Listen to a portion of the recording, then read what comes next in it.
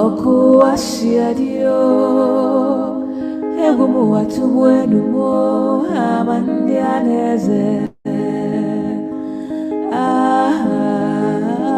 Oku asiadio Egumu watuwenu mo Amandianeze Onye anumo wanewe mekodo Onya kpachalanyao Akanotumu wasiadinanya Borozi kafasiadini me I am born. Emanomu wagamasi manenu aro And I'm going to help Mazi Nnamdi Kanu to get Biafra. Believe me. Go and mark today's date. I see mommy in Kechi, a rapper don't tell she the new for grave where my uche de Papa Emeka. Don't blind from growing, Peking don't fall, now watch up I'm raw. He said they shake my hand, no feel. Yesterday we laughed, today now dust we more. If we don't stop this night where we they share, tell me who go sing for the ones we know they.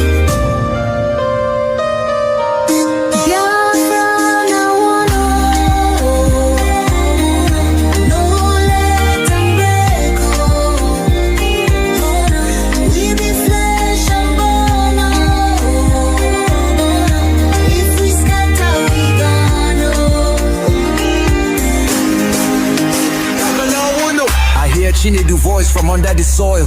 Brother, don't let my blood turn to oil. Little Ada they ask where my papa go. Her small hand they shake, she knows sabi this woe.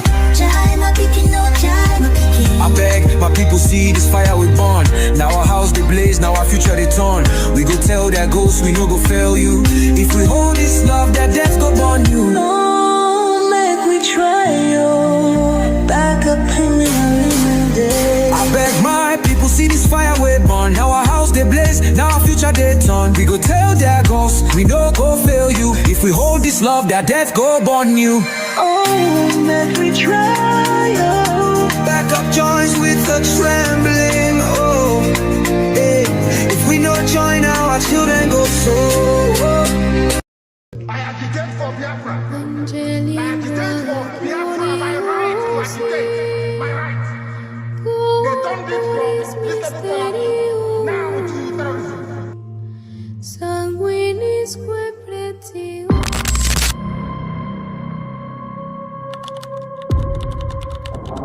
Breaking news reaching us now. The leader of the indigenous people of Biafra, Mazi Nnamdi Kanu, has been arrested,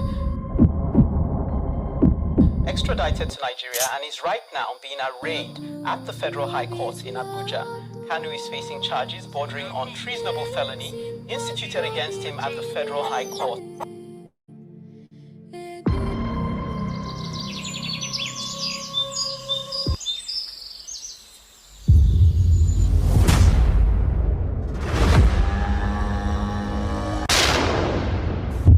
It was an unjust war.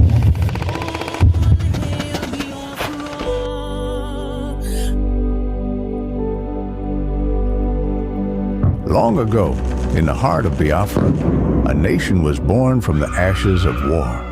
A war that scarred the land and its people, yet it never killed the spirit of freedom.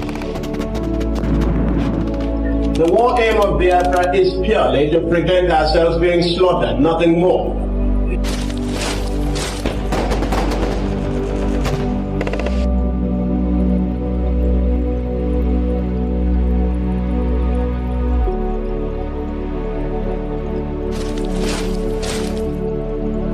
It was in this land, scarred by conflict, that Nnamdi Kanu was born, a son destined to revive the dream of independence for Biafra. And if anybody is going to judge our success and failure in this war, it will have to depend on how much we have prevented the enemy from killing us.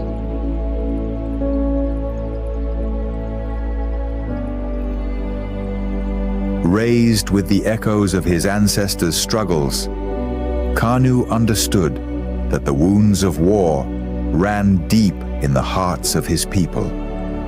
The scars from the Biafran War, which ravaged the land and cost countless lives, had never healed.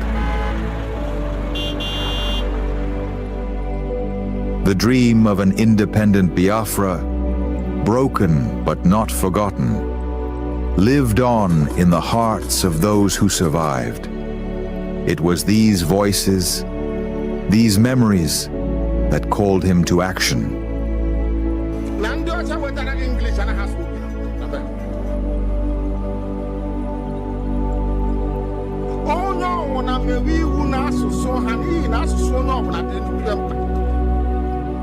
As Nnamdi Kanu grew, so did his voice. He became a preacher of justice, a messenger for those who were unheard. He spoke not just for his generation, but for all those whose lives were shattered by the war. The pain of the past was alive within him, and his words resonated with the cries of the oppressed. That's why they're detained. Their children have been there for a very long time. Usman Abubakar is in detention.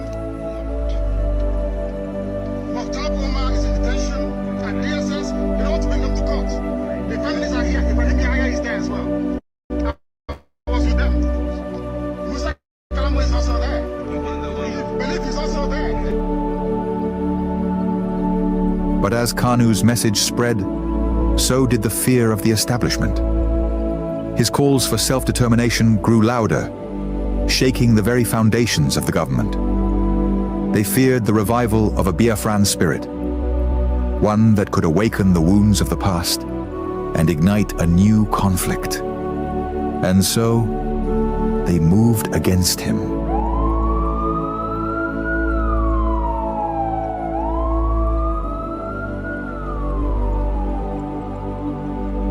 Nnamdi Kanu was arrested, his body captured, but his spirit unbroken. The authorities believed that imprisoning him would extinguish the fire he had started. But they failed to understand the depths of his cause. The pain of the war, the bloodshed of the past, was not something easily forgotten. It was a flame that could never be fully extinguished. His arrest became a symbol of the struggle that began in the blood-soaked fields of the Biafran War. The demand for freedom was still alive. The fight for justice continued, not just for Nnamdi Kanu, but for all the lives lost, for all the children born into a world of scars.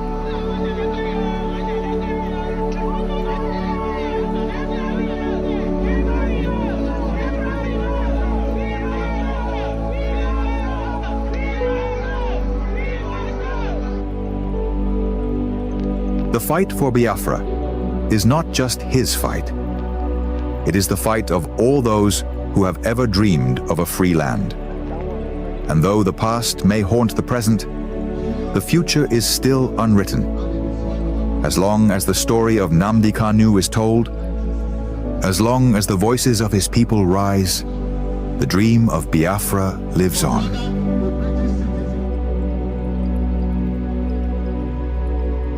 Arrested again, again, again, again,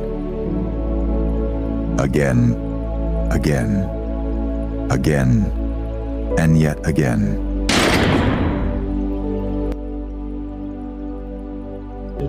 I agitate for Biafra. I agitate for Biafra, my right to agitate, my right. They turned it from reasonable felony now to terrorism.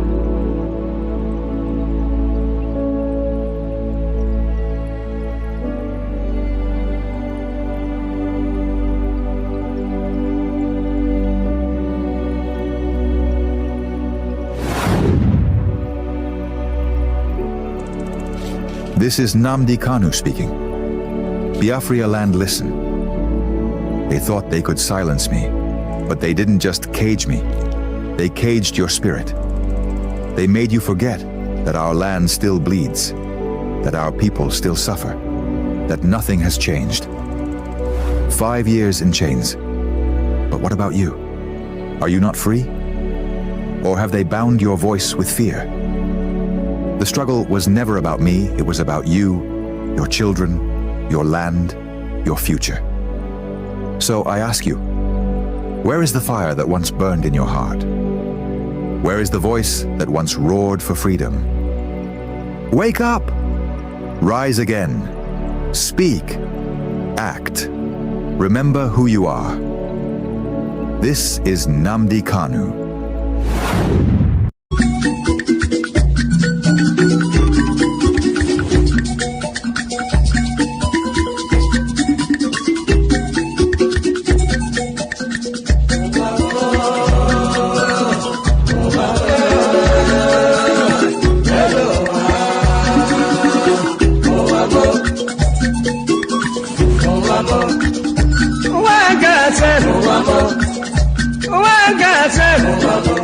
This is not wicked word. This is not confusion word. Listen to Palibran.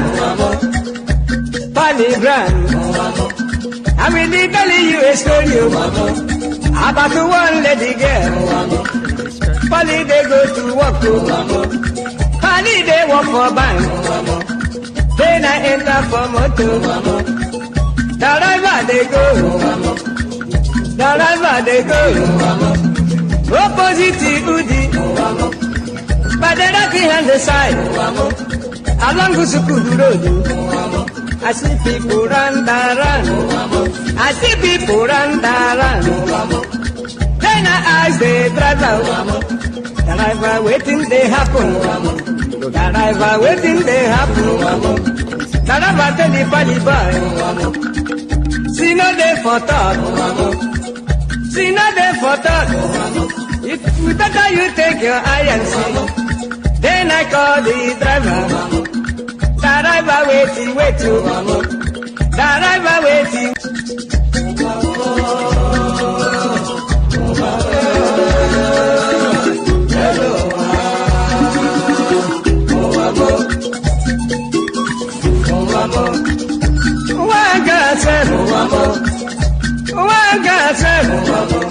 This is not wicked word. This is not confusion word. Listen to Palibran. I will be telling you a story about one lady girl. Pali they go to work. Pali they work for bank. Then I enter for motor. Driver they go.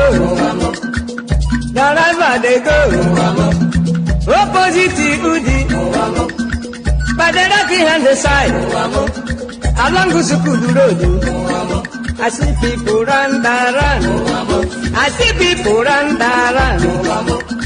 Then I ask the driver waiting they happen. Driver waiting they happen.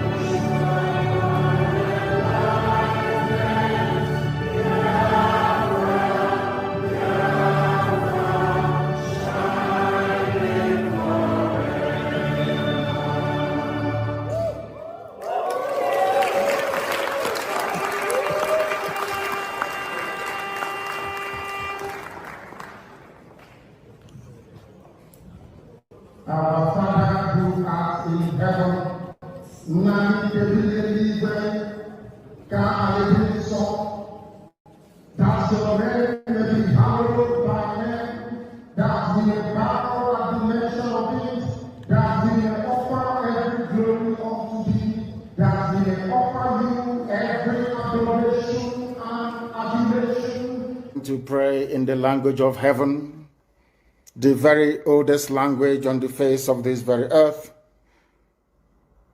Chukwu okike abịa mapụrụ m ihe niile, Chineke na onye ndị nsọ na-efe wee na-akpụ isi ala nye onye anyị na-agọzi aha nsọ ya mgbe niile, onye anyị na-aja mma wee na-eto anyị enweghị iche ọzọ ewezuga gị. Anyị anaghị efe arụsị, ọ bụ naanị gị bụ onye kere ihe niile kere eke mana onweghị onye kere ya. Ọ bụ ya mere ndị gboo ji wee na-etu gị ebighị ebi. Ndị nsọ na-agba oche eze gị okirikiri ha na-akpụ isi ala nye gị, ọbụla dị ndị okenye oru 2 na 4 bụ ndị na-atụ mkpọ ọla edo na ala ha niile si na-ede nsọ Chineke nna nke igwe. N'ụtụtụ a, ehihie, abalị, n'ụwa niile bụ ebe ụmụ gị gbasasịrị ka ụkpaka nna nke ebere dị ngọzi ka anyị na-akpọkọta ha eze ebube onye ime eluigwe wee na-arịọ gị mma gị na ebere gị amara gị na ọmịiko gị ebe ndị gị nọ. Anyị wee na-arịọ ka iru gị wee chaa n'ebe anyị nọ. Anyị wee na-arịọ gị ezi ebube dị ngọzi ka igwe tinye ọgbaghara n'etiti ndị iro ka ha rabụ ndị kụziri ka ha wee megide anyị onye nwe m na Chineke nna dị nsọ, ka aka nsị ndị dị etu a wee baa ha ọnụ, ije obodo ekwensu bụ zuu wee laa ya n'iyi. Anyị wee na-arịọ gị onye na-adịgide ma ruo mgbe ebighị ebi, biko nụ ka iwe mee ka Biafra wee bịa ọsọ ọsọ nna nke ebere na ụmụ gị atakwala n'ahụhụ. Anyị wee na-arịọ gị ka iwe na anyị ezi echiche na amamihe, mmekọrịta nwanne na nwanne ịdị n'otu ọganiru, ịhụnanya nke pụrụ iche onye nwe m na Chineke nna, ka iwe etinye ụmụ gị ezi mmụọ nke eziokwu ma wezuga anyị aka ajọ ihe n'ime ndụ anyị nna nke ebere dị ngọzi. Gọ ga-abụ n'ikpeta maazị na Biafra ga-abịa, anyị ga-aja gị mma wee too gị wee gọzie aha nsọ gị, kpụ isi ala nye gị, bulie aha nsọ gị elu site n'ebighị ebi ma ruo n'ebighị ebi ka a na-arịọ gị ise ise ise. This very morning, all of you, I believe that those who are watching know who we are and why we do what we do. My name is Nnamdi Kanu. I am the leader of the indigenous people of Biafra all over this very planet Earth, the director of Radio Biafra and Biafra Television, and by the very special grace of the Most High Elohim, Chukwu Kikabiyama servant of the wonder, alive, and we are direct this very morning, afternoon, or night, depending on where you are. And we start this very day by making it abundantly clear that the greatest enemy of a black man is the way that we reason. If not that the way we reason is very, very abhorrent, there is no need or reason why we should be suffering and complaining every blessed day without the courage to do something about it. When my lawyers came to see me, I had a discussion with them about how I'm going to defend myself. I told them that no court in Nigeria has jurisdiction to try me. Because since this offense was committed in England, so they said, it's only a UK court that can give a Nigerian court the authority to proceed, isn't it? Based on that, they now amended the charge again. I removed London. Location of the broadcast. Contrary to section 196, 174 of the Terrorism Prevention Act 2022. In violation of their own laws. In violation of their own laws. And you want me to stand trial under such circumstances? Is that possible? Nnamdi Kanu to stand trial where these shenanigans are going on? It's not possible. Anybody standing in trial or coming to try me is a terrorist. That's what they are not saying. Not me. As simple as that. Section 2, subsection 3F of Terrorism Prevention and Prohibition Act. That's what it says. Any court considered to try me is committed an act of terrorism. Yes. Very clear. You cannot violate a treaty that Nigeria entered into and then come to try that very person is not done anywhere in this world. So you must be aware of that. So that is why there is all these ridiculous delays. That is what Supreme Court said. I did not jump bail. My home was invaded. They came to kill me and I survived. They came to Kenya to kidnap me, brought me back to this country and seeking to try me, which law says cannot happen. You cannot violate a treaty that the Nigeria entered into and then hope to stand on that illegality. To conduct the trial is not done anywhere.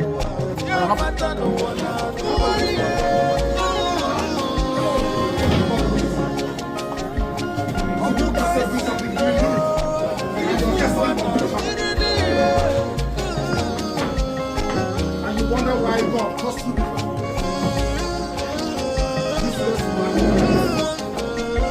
You don't know what justice means. You have no idea what justice means. You don't know what justice means. Useless.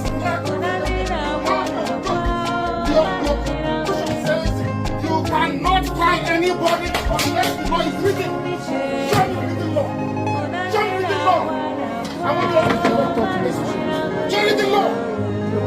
go close. Don't try that.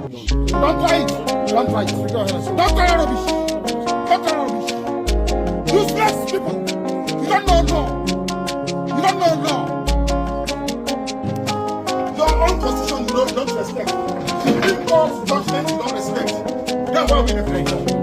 Why are we in a court of law?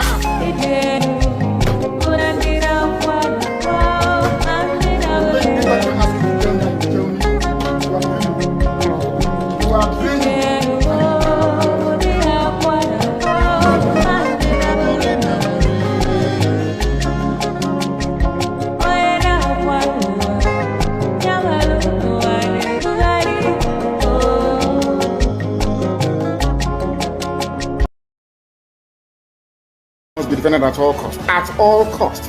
It is the land of God, given to his children for their eternal habitation. We may have failed in the past to recognize this very fact, but now that this generation has come, there is nothing anybody can do to stop us from restoring the kingdom of God upon the face of this very earth in the land of Biafra, without apologies to anybody.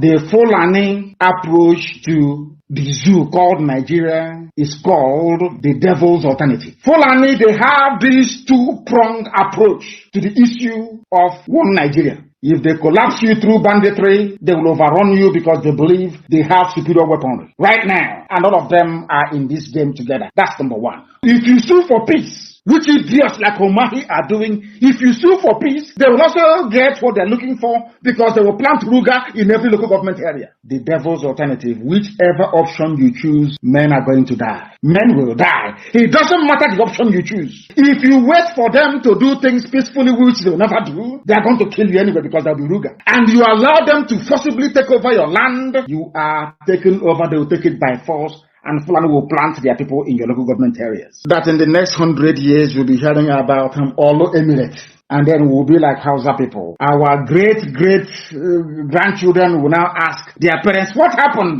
They will tell, oh no, there was somebody called Hope Uzodinma. He was playing politics. He loved Nigeria. There was one called Umahi. He loves Fulani. He used to be our brother. But then we are gone. As a race, we are finished. And I said to these fools, Fulani Caliphate is dealing with you people, but you don't know it. They are like the vulture. Nigeria is pregnant.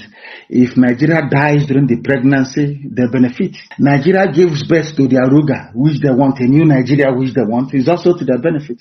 The only people aiding and abetting them are these quislings, the fulefus from the east, intellectuals, and sophisticated morons from the west. Ojukwu negotiated restructuring. What happened? They came back and they said no. Ojukwu said, okay, so you want to continue to kill my people all over the place? No. Because of that, I'll declare Biafra. Today, they have brainwashed all of you with the perverse notion and thinking that somehow Ojukwu is responsible for causing a war, when opposite is the case. That Gowon was the aggressor, not Ojukwu. That's how Nigeria is. Always blaming the victim. And we lost over 5 million people during that very genocidal war. They killed over 5 million Biafrans. They wanted to wipe us away from the face of this very earth. But we survived it. And we are here today. Those they gave birth to, they have come. And this time with a wrath that you cannot even begin to imagine. And what we are pursuing is a part of pressure, relentless pressure, to ensure that Biafra comes. How are we going to employ that pressure? There are only two ways to get your freedom in the history of the whole world. Freedom can be gotten only two ways. One is through the ballot box. In other words, people will contest and they will have Biafra Nationalist Party. Yes, as they have in Scotland. And then we vote for them. When they then go to the house or maybe go to Abuja, they will say, we are here under the mandate of Biafra Nationalist Party. Because of that, we want to go and conduct a referendum in order for us to be free. The other way, you fight. Either you go to the ballot box or you fight. Which option are we choosing? We have chosen to fight.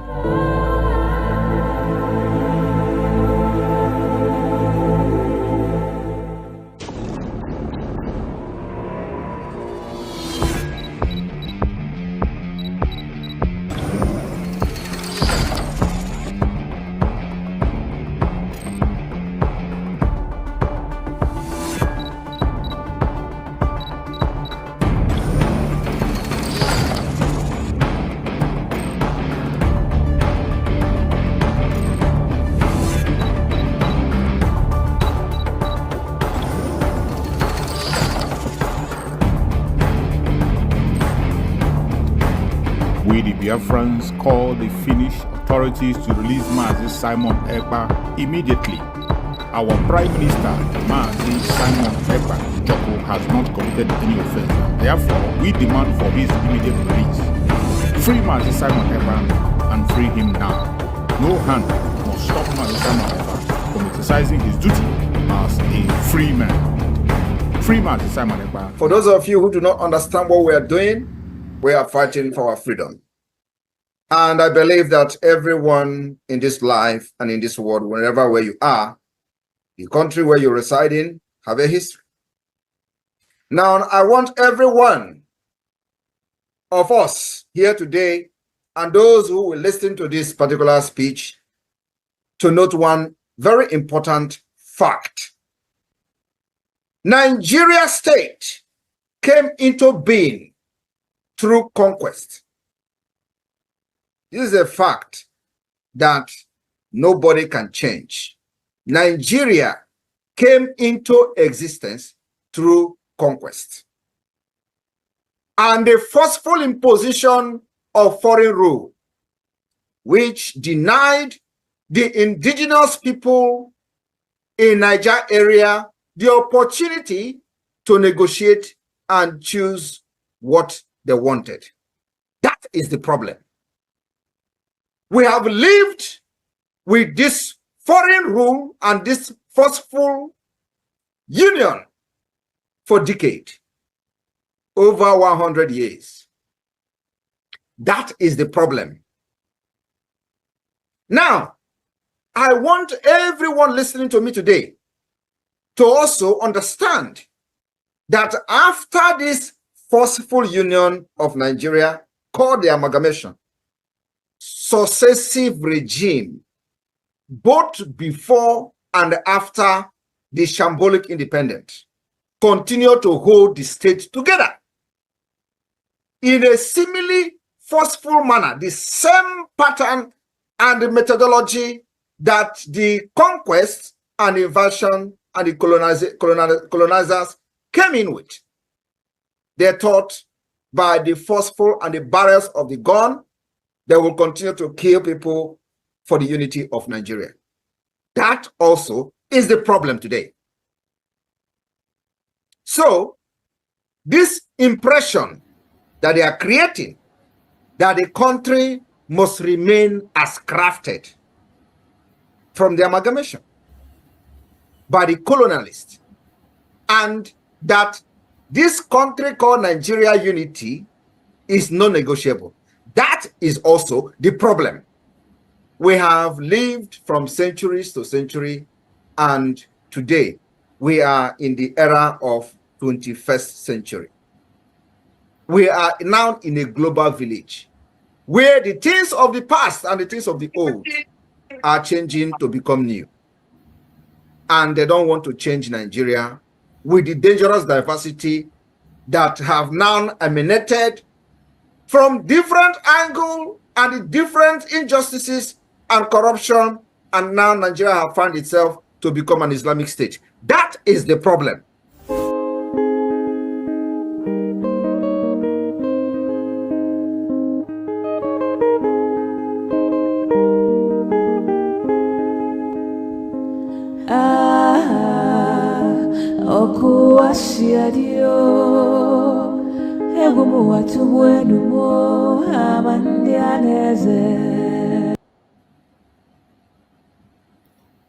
Welcome, welcome, welcome, welcome. Thank you for joining us on today's program. I welcome every one of you who has connected to this very program this morning. It is Tuesday, the 18th of November, 2024. I welcome everyone who has connected this morning and thank you for joining wherever you are joining from.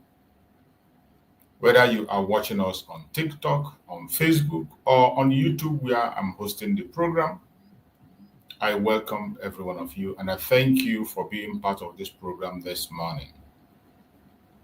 I say may Chukwu Okike Abiama continue to guide and protect every one of you that has connected. Please always remember that whenever you join us on our program, try as much as possible to share the program. Click like and share so that others can join us, hear what we have to say, make their contributions, and ask their questions. Very important. If you have not yet subscribed, I don't know what you're waiting for. Tap the subscription button, give a thumbs up, and touch the notification bell. Very, very important so that you can join us in the other programs. Remember, this platform is a platform for public opinion. There is no restriction to people who join us. Whether you are a Biafran or non-Biafran, you are welcome. Whether you support the cause of Biafra or not, you are welcome. If you have a superior argument, you are highly welcome. We give you the time to express yourself and we will respond. You are absolutely entitled to your own opinion. We are not here to gag anybody. We are not here to muzzle anybody. Neither are we here to promote any entity. We are here to promote the cause of Biafra. For the record purposes, in this very platform, we do not come here to instigate violence. We don't come to this platform to preach hate. We don't come to this platform to attack people or individuals. We do not come to this platform to attack any race or religion. What we do in this platform is to promote the cause of Biafra and present Biafra as the only remedy to the failed state Nigeria. Biafra remains the only remedy to the failed state Nigeria. When we say Biafra is the only remedy, it is not a selfish declaration.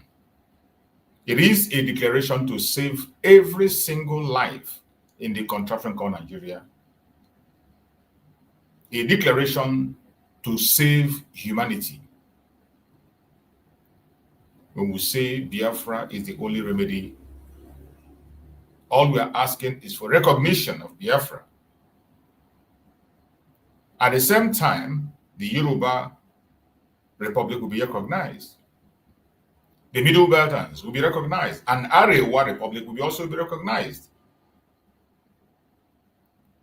When we say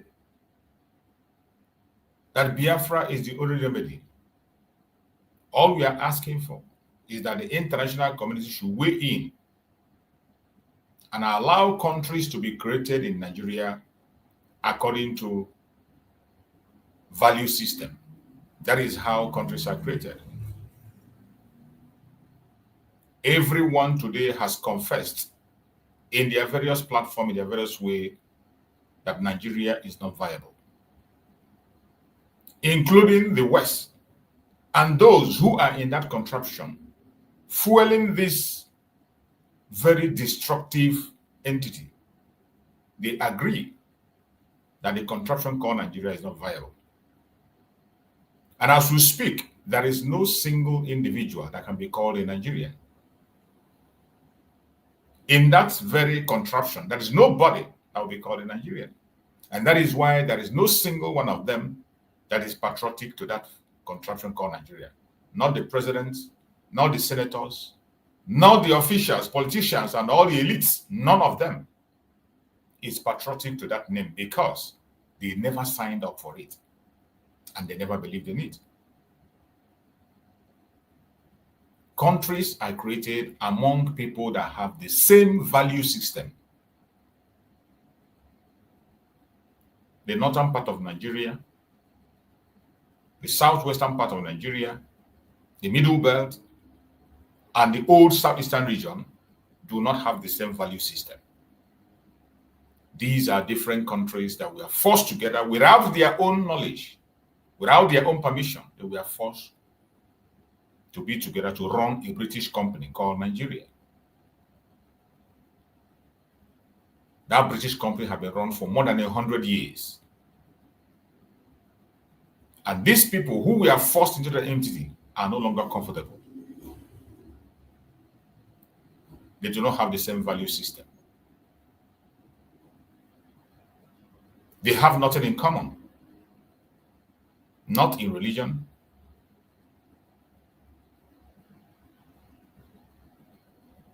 not in food, not in dressing, not in appearance. They have nothing in common. It has become very important that to save humanity and to save life, that very contraption has to be disintegrated. This is a humble and gentle, peaceful request. A humble request. A genuine and humble request that provides solution to the genocide happening in Nigeria today. The genocide that the West finally, after many decades, have decided to pay attention to. If you want to stop it genuinely, you must begin to look into disintegrating of the Zoological Republic. The whole world knows what the North wants. The terrorists that are terrorizing the entire nation, taking innocent life, even in the northern part of Nigeria, they have only one mission. The Fulani terrorists, to Islamize the entire nation and make it a caliphate. For as long as you continue to allow a contraption called Nigeria to remain, they will push the agenda forward because they believe, according to the agreement they reached with the UK, according to what the British told them, they believe that the land belongs to them, while the resources belong to the United Kingdom. And they are doing everything humanly possible to take over the land. They will not stop until you put an end to the boundary. They will not stop until you draw a boundary and they will know their limit. Once you draw a boundary, they will focus on that very boundary and build a caliphate. They will succeed in their caliphate. They will be happy in their caliphate and they will live peacefully among themselves.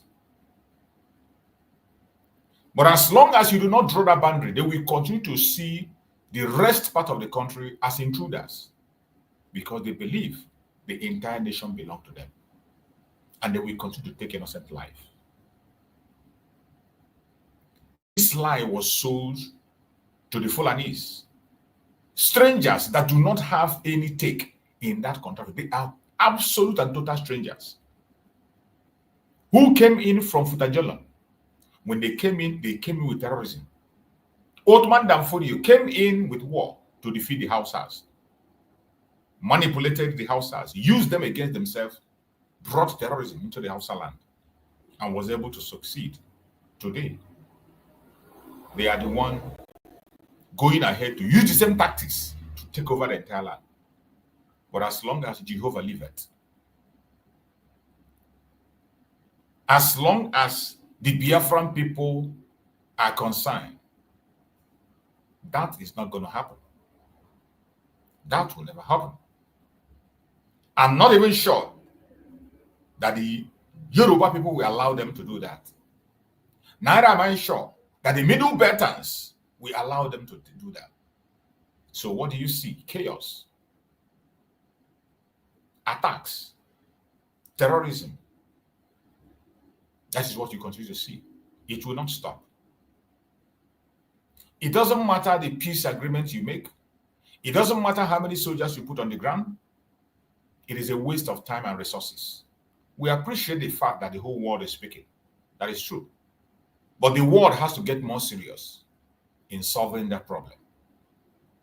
There is already a solution on the ground that have been tested, trusted, and it worked. Biafra, the remedy. Creating country according to value system.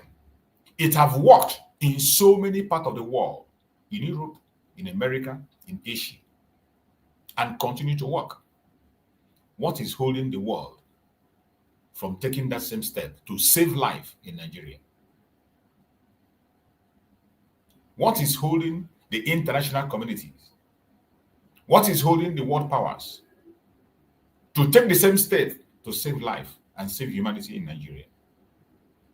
Why do you value economic interests more than human lives? Why do you value economic interests, mineral resources more than human life? The world is also committing crime against humanity if they continue to allow the contraption called Nigeria to exist. If the world continue to allow the contraption called Nigeria to continue to exist the way it is, they are committing a war crime against humanity, because the attack will not stop. It is not going to stop. It doesn't matter what you do, it's not going to stop. The only solution is disintegration. Draw a boundary. As soon as the boundary is drawn, the North automatically gets what they want. They don't have to fight. They have to protect their borders. They have to build their caliphate, make it viable. The Southwest will build their nation, make it viable, and protect their borders. The Middle Belt will protect their borders and make it viable. And of course, the old Southeastern region, the Biafra land, will protect their borders and make it viable. Why is it so difficult for the world to pay attention and do that, which is the right thing to do? I can't explain. So when we say Biafra is the only remedy, when we present Biafra as the only remedy, my explanation have now shown you that it is not a selfish call. It is a call to save humanity, a call to save life. The only genuine call on the table today, the only genuine call on the table, if you care about the genocide against the Christians that is happening, push for the disintegration of Nigeria.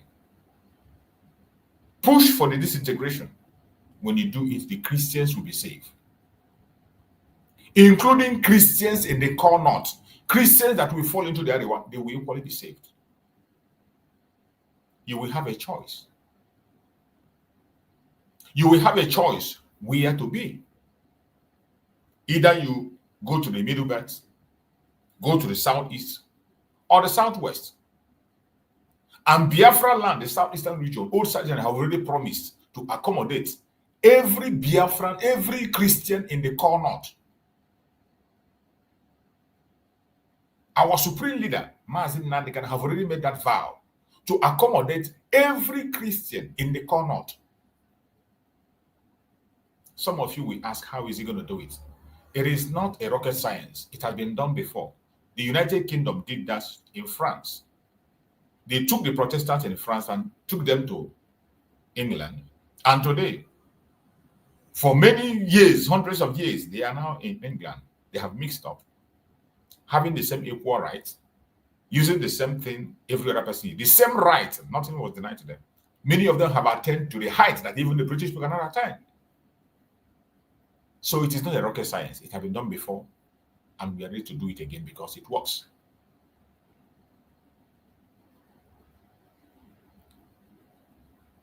So, my fellow Biafrans, lovers of freedom across the world, and those who are watching us, Biafrans and non-Biafrans, media houses that are watching us and following us up, all we are asking is that we should save humanity in Nigeria. Humanity is under threat in Nigeria.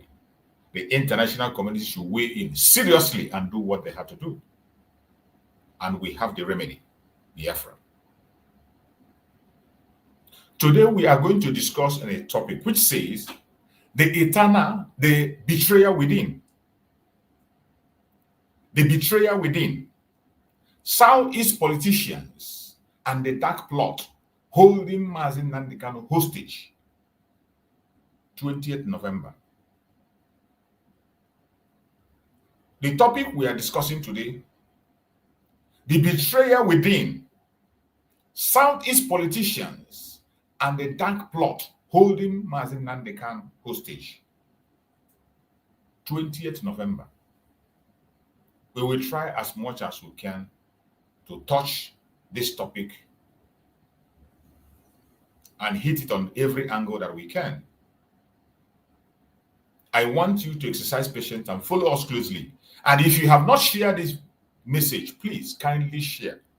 It is very important. I told you a very long time from the last case of Mazi Nnamdi that we will continue to speak about the case of Mazi Nnamdi Kanu until we get to 20th. 20th is very crucial. This coming 20th is very, very crucial. Nigerian government will be on judgment. Nigerian judiciary, Nigerian executive, Nigerian legislature will be on judgment on the 20th. And that is why it is important we get focused. Continue to create awareness and alert the world on what is going on so that the world can follow us along to see injustice done in Nigeria. My people, fellow Biafrans, lovers of freedom across the world, wherever you are watching us from. Today, we are entering a painful but necessary conversation. A conversation about betrayal, about hypocrisy, about conspiracy, and the wicked silence that has allowed Mazi Nnamdi Kanu to remain in illegal detention. For years, the Nigerian government has displayed injustice, double standard, and political wickedness in the case of Mazi Nnamdi Kanu. But there is something that many Biafrans do not know.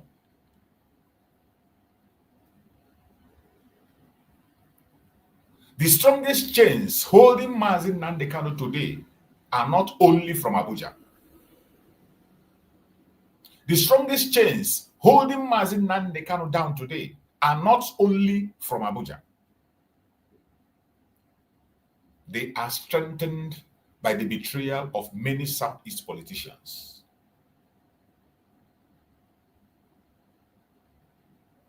Today, we expose it all. Ahead of the 20th November judgment, a day that will either humble the Nigerian justice system or expose its irredeemable compromise.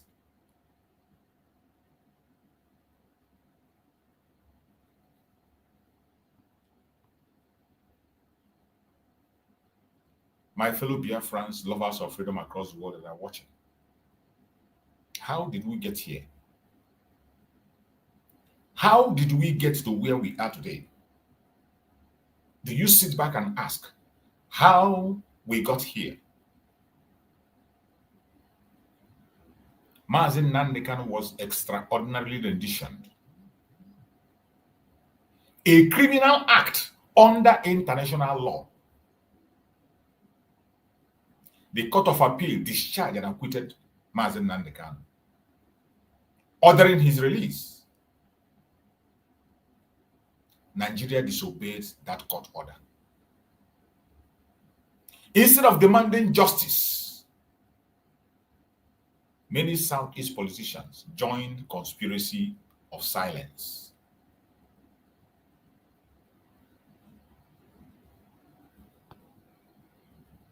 They attend political gathering. They hold meetings with the same system that kidnapped their own son. They enjoy power while the symbol of their people remain in solitary confinement.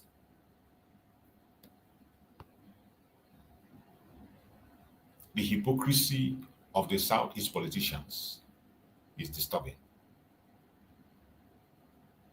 The hypocrisy of the Southeast politicians is disturbing. And it is becoming very, very clear by day. They speak privately, but remain silent publicly. Many of them whisper in private, he should be released. But in public, they fear to speak because they don't want to offend Abuja.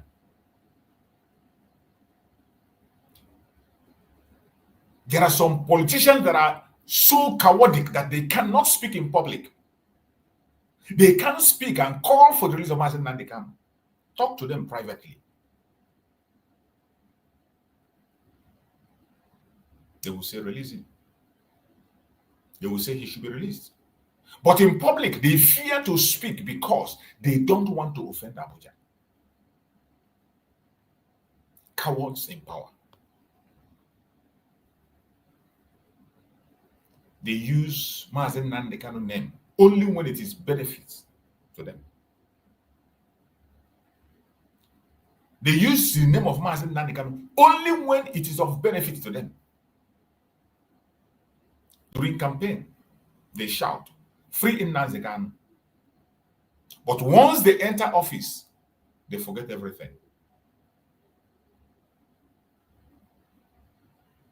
They fear his influence. Every one of you today know that the only leader you have in the entire Southeast is Mazi Nnamdi Kanu, the only man who will speak and everybody will fall in line. They fear his influence. Some of these politicians know very well that when Mazi Nnamdi Kanu steps out of freedom, the political landscape of Southeast will change overnight. They know that very well. Many of them want him detained because his presence exposed their corruption, their cowardice, and their leadership failure. Because of that, they want him to remain in detention.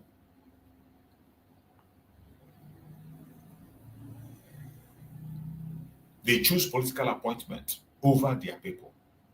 We have seen that over and over again. We have seen that in the governors. We see that in the ministers. We see that in all the politicians that are holding key posts. They say they are so. And they work against their people. They choose federal appointments over justice. They choose political relevance over truth. They choose personal gain over freedom of their own brother. This is the highest level of betrayal. This is the highest level of betrayal. What else can you say?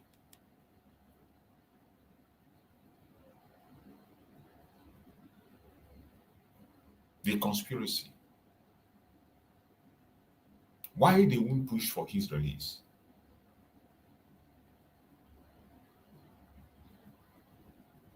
So many of us are asking that question. Why won't these politicians push for the release of Mazi Nnamdi Kanu? Why? There are many reasons.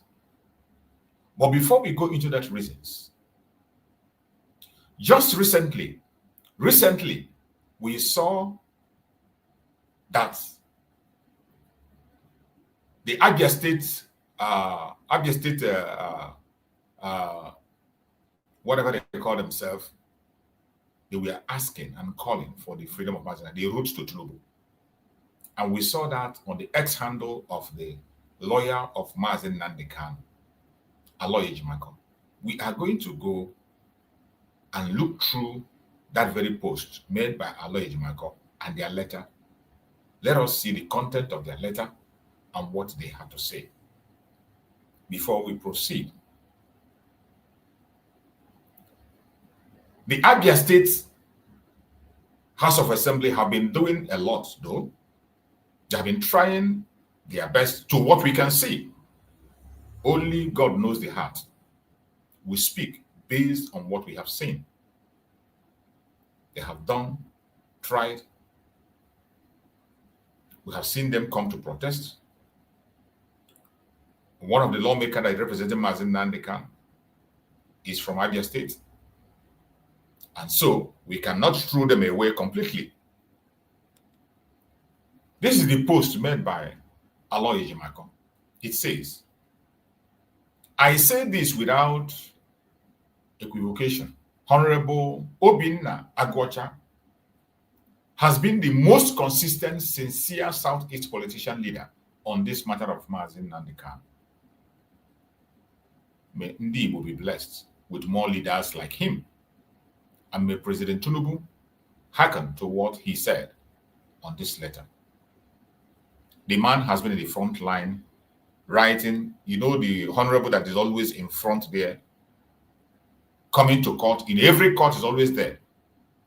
Every court, he's always there. And this is where I'm going, the one I'm looking at. The Abia State House of Assembly has formally written to President Bola Tinubu to appeal for the unconditional release of the indigenous people of Biafra leader, Mazi Nnamdi Kanu. The appeal followed a resolution passed by the House on November. This is a very good development, and I wish other people could follow suit and do the same. I wish other people could follow suit and do the same. I wish other people could follow suit and do the same. The House of Assembly in Abia State. We have people in Nigerian Senate. We have people in Nigerian House of Assembly. In fact, in Nigerian House of Assembly, the second in command there is from Abia State. The same state with Mazi Nnamdi Kanu. But from every indication, he has not made any move on the case of Mazi Nnamdi Kanu.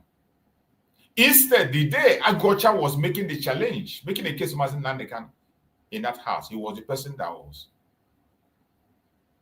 calming the situation. And instead of saying it the way it is, he tried to calm him down and said that they're going to look into it. That they're going to, up to this moment, we have not had anything said by the House of Assembly on behalf of Mazi Nnamdi Kanu.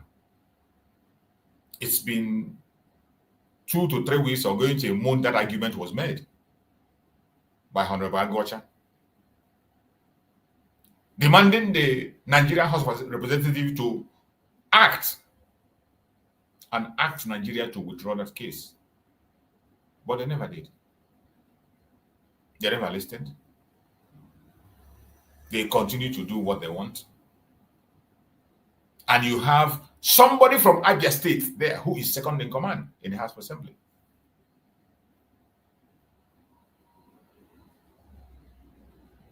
But when it comes to issues that has to do with his people, he is not concerned. He's trying as much as possible not to offend Abuja, because possibly maybe he is targeting the Senate. He wants to be the president of the House of Assembly or the president of Senate in the next. The same way every one of them is aspiring for one post or the other. And they will never speak or say the truth. So at least we appreciate the Abia Assembly as the right to Tinubu as a body. The right to Tinubu as a body. Seek Mazi Nnamdi Kanu unconditional release. That is it. Unconditional. That word is key. Not about people who are talking about the political solution nonsense and all those idiotic politicians that come to lie to themselves. Speak words that have weight.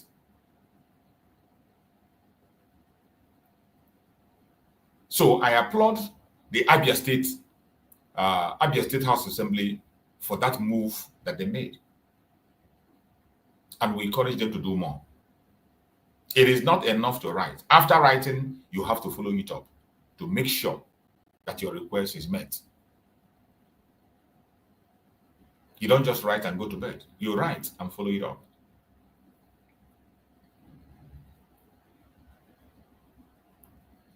So we ask ourselves, why wouldn't they push for his release? Why wouldn't these politicians?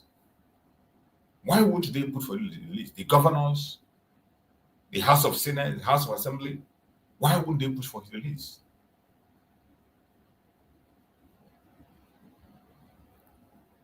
There are no other reason than few things we are going to point out here. Abuja uses them as a tool of control. Abuja uses these politicians as a tool of control. The Nigerian government tells them what to do, how to do it, when to do it, and where to do it. That was why you saw Ojuru Sokalo coming out to say that he will not say anything until the court and the president take a decision. Ojuzokali is from the same place with Mazi Nnamdi Kanu. He said he will not utter a word until the court and the president take a decision. Abuja uses these idiots as a tool of control. Don't talk about Mazi Nnamdi Kanu if you want federal support. That is what they tell them. Do not talk about Mazi Nnamdi Kanu if you want federal support. And every one of them obey. Every one of them obey. From governors to the House of Assembly to the Senate. Many of them fear the truth of Biafra. Many of these politicians, they are so afraid of the truth of Biafra. They know Biafra is a legitimate freedom movement. They know it very well. But they are more loyal to political parties than to their own people. They are more loyal to their wicked and false political parties, fraudulent political parties. They are more loyal to them than their own people.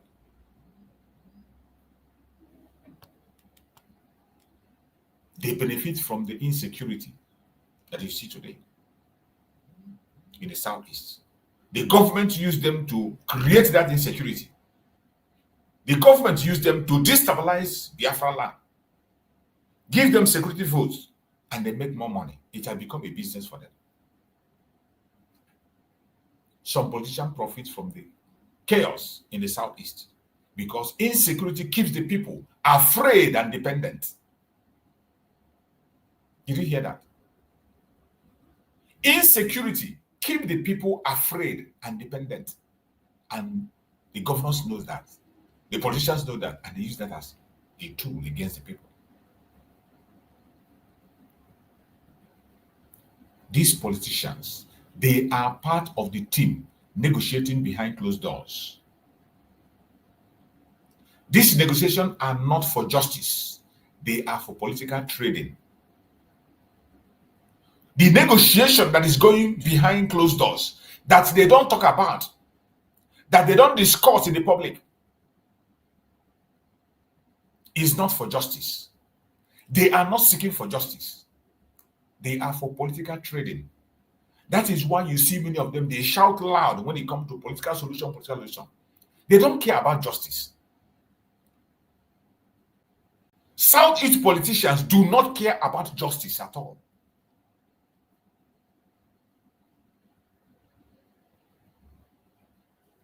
Every single negotiation they're going behind closed door is for political trading. These informations, these are facts, verifiable facts. You can make your own research.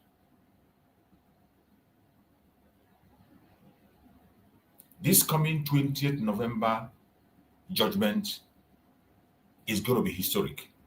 If it holds, whatever happens on the 20th of November, in 2 days' time, will be historic. Whatever happens in 2 days' time will be historic, and we must pay attention. 20th November is not just a date. Some of us are ignoring it. Some of us are not paying attention. 20th November is not just a date. No, it's not just a date. It is a judgment on Nigerian justice system. A judgment on Nigerian justice system. Will the Supreme Court finally show independence? That is the question. Will the Supreme Court finally show independence? That is the question we are waiting for answer on the 20th. It is also a judgment on human rights in Africa. It is also a judgment on human rights in Africa. Will they admit that extraordinary rendition is illegal?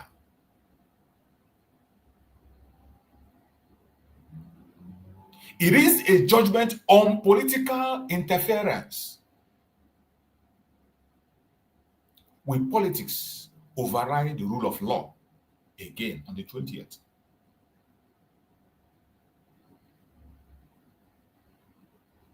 It is a judgment that exposes the Southeast politicians. If the court fails again, we will ask, what exactly did Southeast politicians do to help? If the court fails again, we will ask, what exactly did Southeast politicians do to help? So 20th is not just an ordinary date. It's a date that every one of us must pay attention to. It is a very, very important date that we must pay attention to. 20th November is a mirror for justice, a mirror for political integrity, a mirror for truth.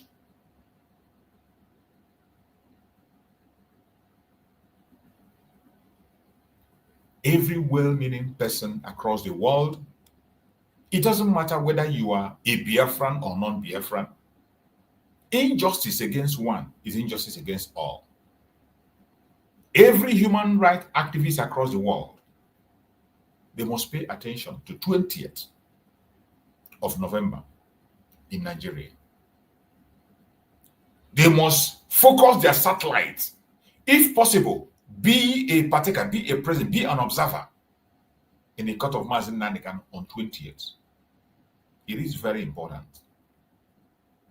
The international community should have representatives in that court on the 20th. It is a remarkable day. The people have a role to play. The people have a role to play, and we must not look back. More especially, we the Biafrans, we have a role to play. Civil resistance. The only reason Mazi Nnamdi Kanu is still alive today is the voice of the people. Take it or leave it. The only reason Mazi Nnamdi Kanu is alive today is the voice of the people. And that voice of the people, do not forget that that voice of the people was led by our Prime Minister, Mazi Simon Ekpa. He played a major role in keeping the voice of the people loud and made sure that Mazi Nnamdi Kanu is not forgotten. He made sure that the case of Mazi Nnamdi Kanu is not swept under the carpet. If you forget that, then it's either you are envious or jealous or wicked.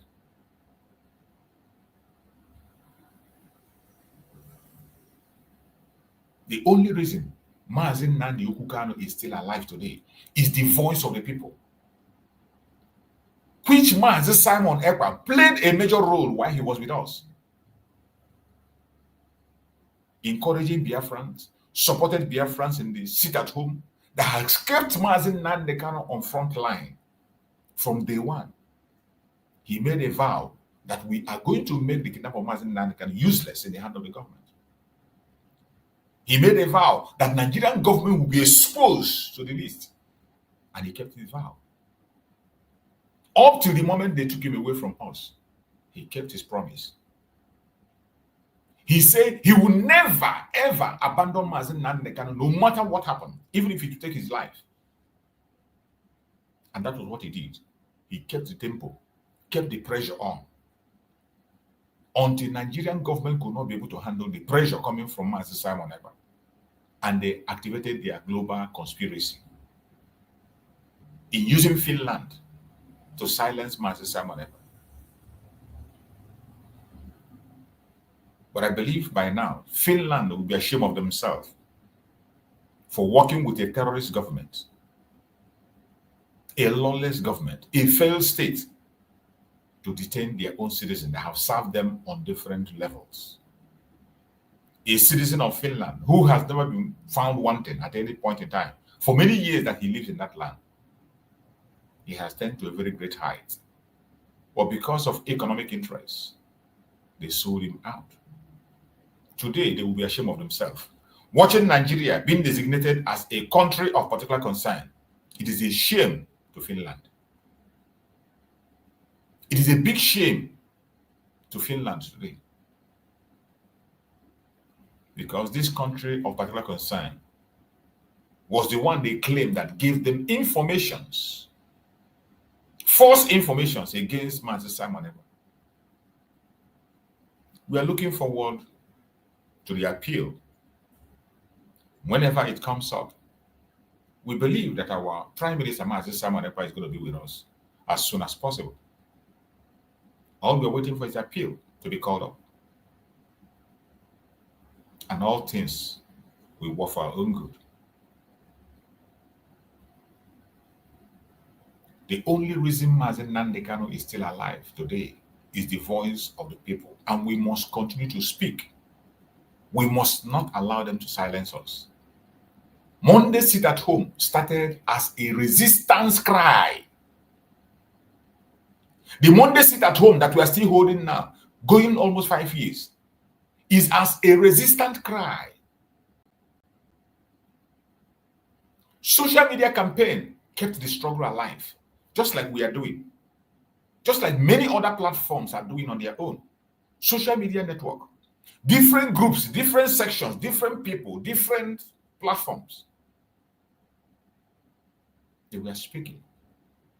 Social media campaign kept the struggle alive. International pressure embarrassed the Nigerian government. International pressure. And it was those of us who are committed to the cause of Biafra, who have refused to be silenced, we made it possible that international pressure should increase, continue to mount on Nigeria, and the shame is unbearable.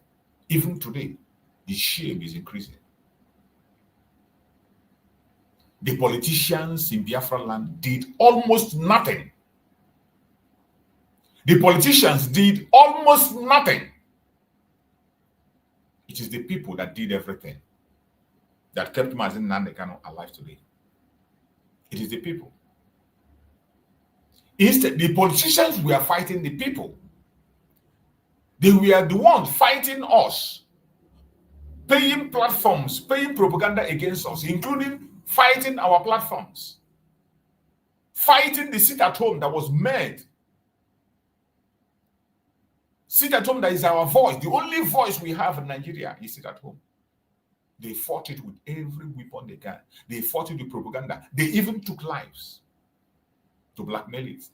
But yet they did not succeed. The politicians did nothing. But the people did everything.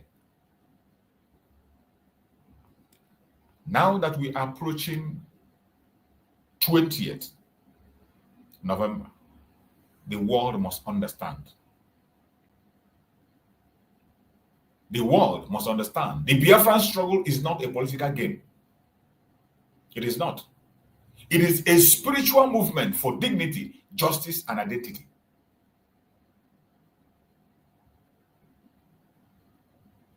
The world must understand. The Biafran struggle is not a political game. It is a spiritual movement for dignity, justice, and identity. Very important. The world must have this at heart while we approach 20th of November in 2 days' time. Every one of us, Biafrans, lovers of freedom, well-meaning people, must continue to demand. We must continue to demand the unconditional release of our school Mazi Nnamdi Kanu. We must continue to demand accountability of all Southeast politicians, every single one of them. We must demand accountability of all Southeastern politicians. Keep record of what they are doing. Keep record. Don't ever keep silent. We must demand end to silence, end to betrayal. We must continue to demand international involvement in Nigeria human rights violation. The designation of Nigeria as a country of particular concern. Every other nation of the world that cares about humanity should weigh in and designate Nigeria as a country of particular concern. The President of the United States, Donald J. Trump, have made that great move. Every other country should fall in line, just like Canada have done, Australia have done. The European Union should weigh in. We know that the British is doing everything possible to destroy what Donald Trump is doing to save Nigerians. We know they are pushing their machineries, going underground to lobby. We know very well. And at the same time, we know there are still men of conscience who will make sure that they do not succeed. So all hope is not lost. We must continue to demand international involvement in Nigerian human rights violations. We must continue to demand protection of the Southeast against state-induced insecurity. We must continue to demand the protection of the Southeastern region, Biafra land, against state-induced insecurity. This is exactly what we have in Biafra land today. State-induced insecurity. State-orchestrated genocide that is hidden from the eyes of the world. We know how many decades it took them to talk about Christian genocide. Biafran genocide has been going on since 1966. Let's talk about from 1966. It started since 1945, but let's bring it up to 1960 from the pogrom that is pronounced, recorded. From the pogrom up to this minute, Nigeria has been conducting a genocidal action in Biafra land. Even as we speak, it is still ongoing. We must continue to demand protection of the Southeastern region against state-induced insecurity. Very important. Don't you ever walk away from that demand. We must continue to demand justice for victims of government-backed violence. The government-backed violence, we must continue to demand justice for them. Wherever you are, as a Biafran, wherever you are,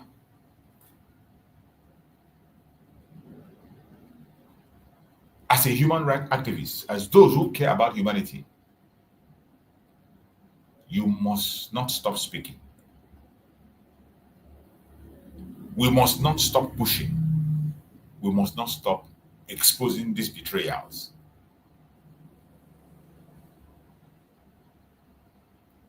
We must not stop.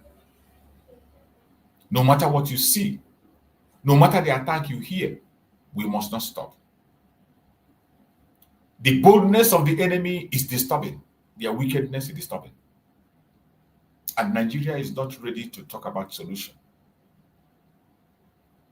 Do not fall into their deceit of telling you that they are doing nothing.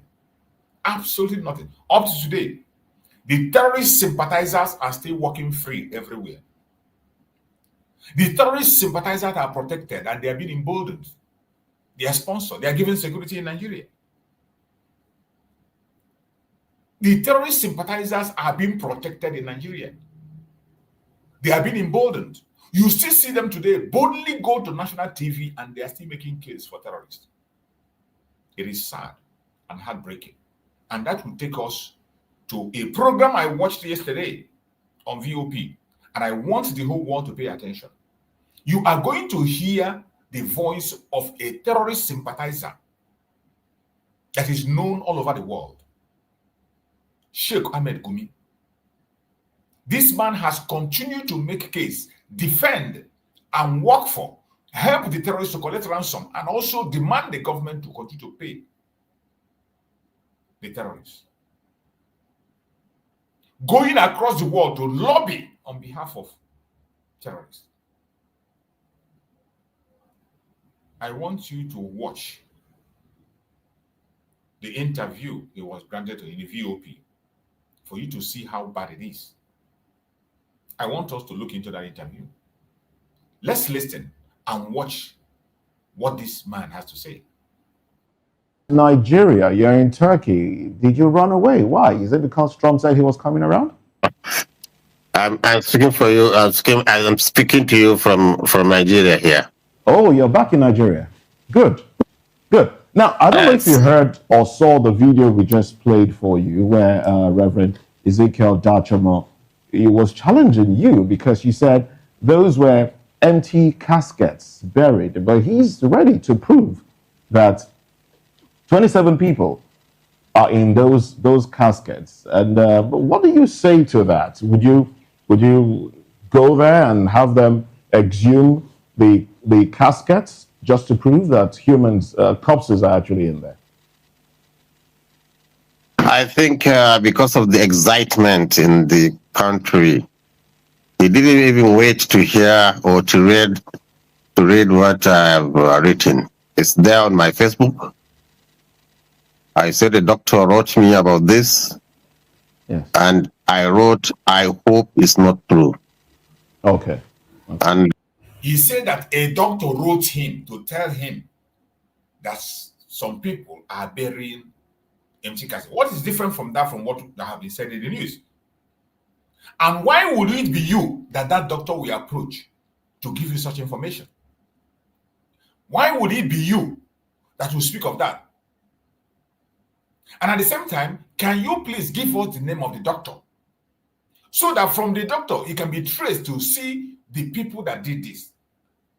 I believe that doctor, either the operation was carried away from his office, or he saw it, or he's an eyewitness.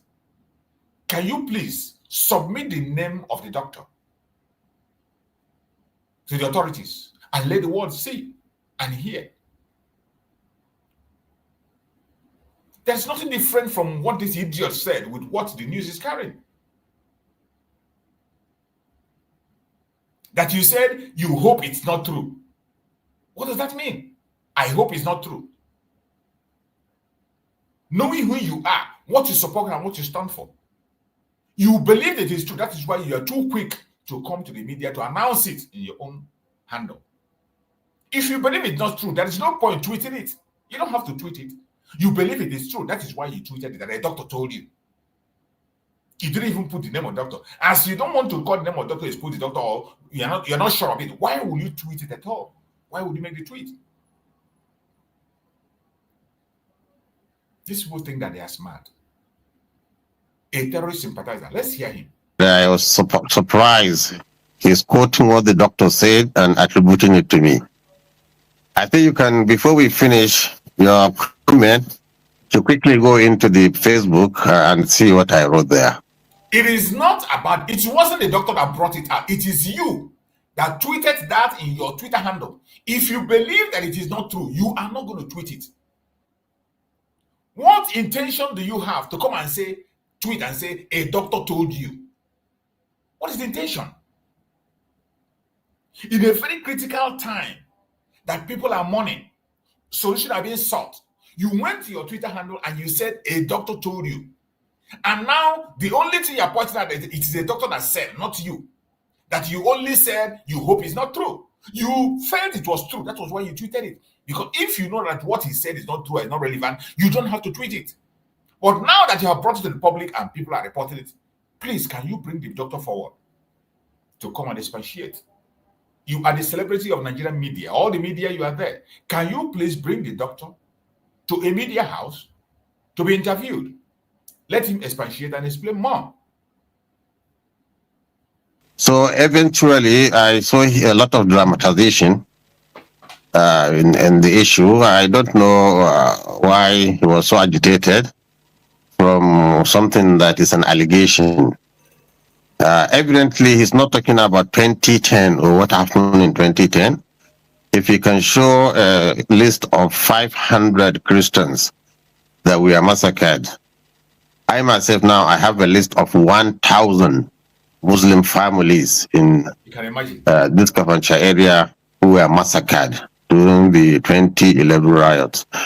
So what I've said is ethnic fighting between two groups, people who think they are resident and others are settlers, and others who think we have rights like any other Nigerian. This is the clash. But to bring religion into it, that is what beats mind. Now, Sheikh, people are being massacred. I mean, you just mentioned Muslims being massacred. Christians have cried out that they are also being massacred. And the world is, I mean, some Nigerians and some in the world are saying this is genocide against Christianity.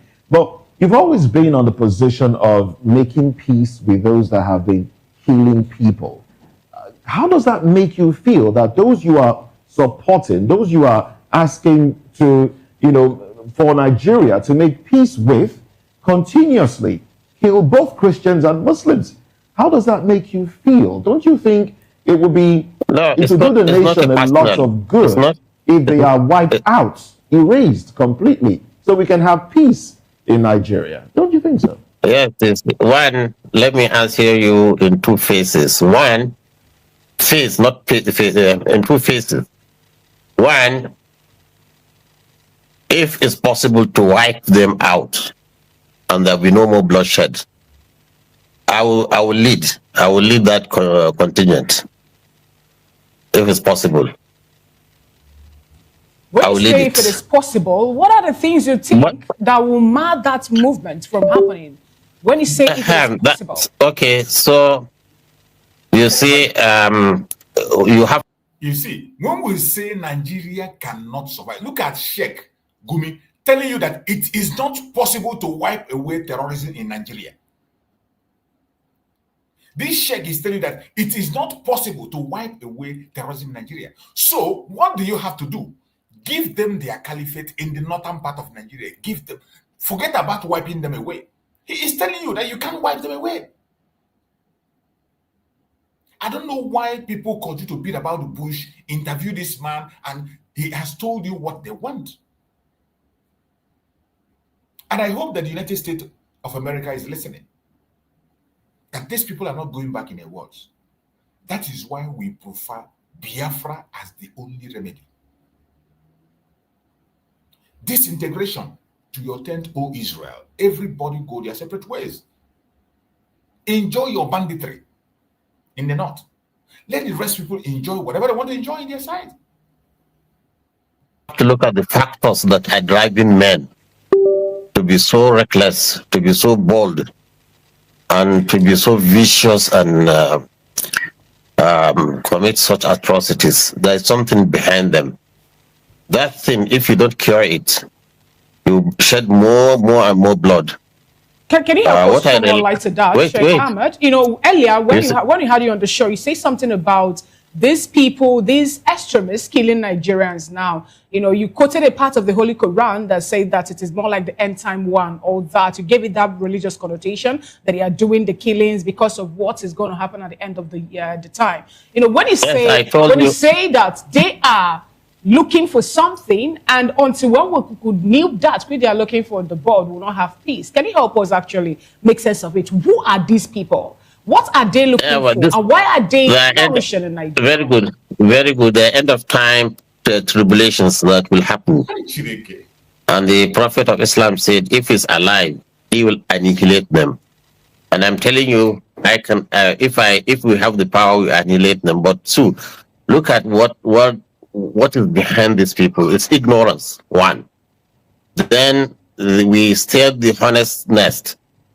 So this is their complaint. They're attacking people because they said we attacked before.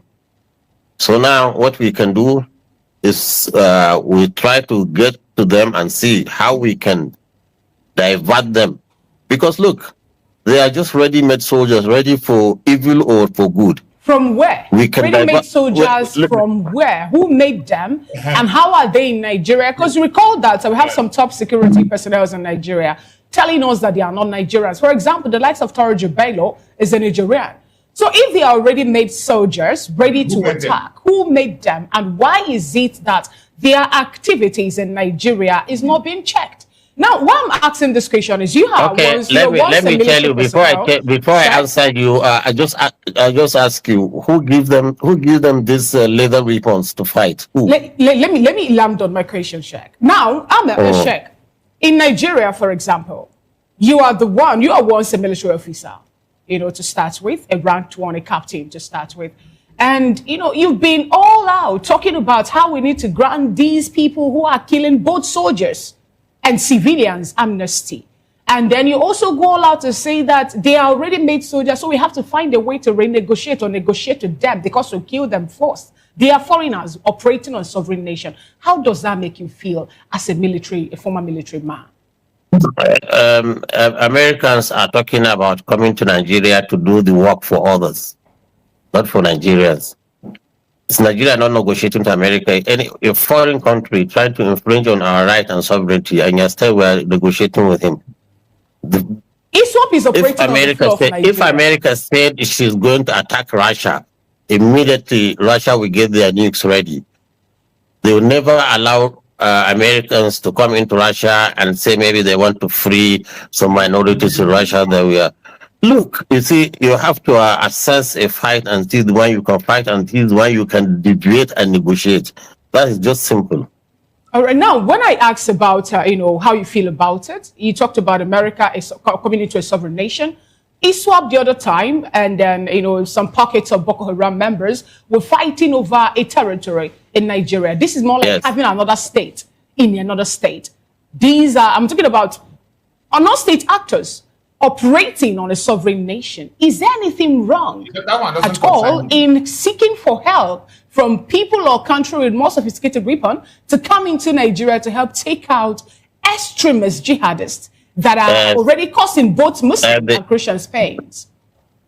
The Nigerian government, through the official, respecting Nigerian sovereignty, can seek help from anywhere. But for a president who is also not too far from the bandits and the terrorists who has a history of precedence, we have seen what he has done in Gaza, giving Netanyahu weapons to massacre children, women, and do that. Then suddenly, before even the gun has cooled down, calling him into Nigeria to come in and do another massacre, who will agree with that? No government will agree with that. Okay, so that is the question. So you are calling a criminal. If it's not a criminal, nobody will even raise a voice. Yes, we need assistance, but this assistance comes through our military. Our military, if empowered, they can do it. Okay, all right, Sheikh, let me stay with you. You were on this session about, I think that was Monday last week, if I'm not mistaken, but sometime in the past, and you said that, look, Nigerians got into a debate. Trump had to redesignate Nigeria as a country of particular concern. And your position then was that, look, if Trump comes into Nigeria and harms as much as one Muslim, that the Muslim community, you were very clear on that, the Muslim community is going to retaliate in kind. And the fact that they were going to unleash terror on Christian community. You were very clear on that. Yes. And yesterday, the Pope Leo VI said, look, there is Christian persecution in Nigeria. Trump had said it, you denied it, that there is no genocide in Nigeria. Nigerians denied it, Nigerian government denied it. Now we have the Pope say, look, there is Christian persecution in Nigeria. What's your reaction to the position of Pope Leo VI? Well, I would say because he's already a Christian, his testimony cannot be taken. And one proof there's no genocide in Nigeria, it's like you people in the studio that are comfortably asking me and questioning me about what's happening in Nigeria. So nobody's killing Nigerians. And most of the high-ranking officers in the armed forces are Christians. I wouldn't think they will be assisting in killing Christians, fellow Christians. Okay, all right. So Sheikh, we can say that from sentiments and other things. Okay, but if you ask me, are Christians involved in this violence? I said yes, they are involved as victims and as villains too. Okay, just like Muslims. Victims and villains. And we here we are victims. Let me tell you one thing. Look, why do you think these great killings in the north? These people are saying we are taking revenge of our people that we are killed, our children, they are taking revenge and killing their own fellow Muslims in masses. Now, if a foreign country will come and kill them, and this foreign country will make the mistake of saying, I'm going to protect. Imagine what this man is saying, that they are killing people in revenge for their fellow Muslims that were killed. At what point in time were Christians attacking Muslims in Nigeria? Have you ever had such? Please, write on the comment section if you have heard in Nigerian history anywhere that they said that Christian communities attacked the Muslims in Nigeria. Has it ever happened in history? Which revenge is this man talking about that they are revenging for? Who is it when the Nigerian armed forces carry out an operation? How is that a Christian? What does that get to do with Christians? You see, it is so difficult that I don't know why when the world listens to this man speak on the national TV, when the people hear this kind of a man speak, work freely with security in Nigeria, and you still think Nigeria is viable. I'm sorry. You are only waiting for your own head to be off before you do the right thing. You're only waiting for your own head to be off. There is nothing to do to appease these people. Disintegrate the Zoological Republic and let everybody go their separate ways. Simple. Let them create their caliphate. Don't disturb them. Allow them to create it. Let every region get their own region and protect it. United States don't even have to risk their resources and their military. The only thing you need to do is to create that let people go their separate ways. Disintegrate Nigeria, and that is all. You don't need to fire any shot. Disintegrate it, let the people protect their land and their territory. Simple as that. Because with people like this, God help that contraption. A certain thing, automatically their psyche is that certain thing that you are trying to protect is my enemy. And look how, and you see Nigerians, as the Muslims in Nigeria, whether they are victims or whatever it is, they wouldn't allow a criminal country Sheikh, like. Sheikh, let me stay with you. No, wait. They wouldn't allow America to come in here and do any military. What happened with what happened is when French, France, you mean? Hello? Am I online? Yeah, go ahead. Somebody is trying to get me. Okay. What happened when French was driven from the Sahel? Somebody is trying to.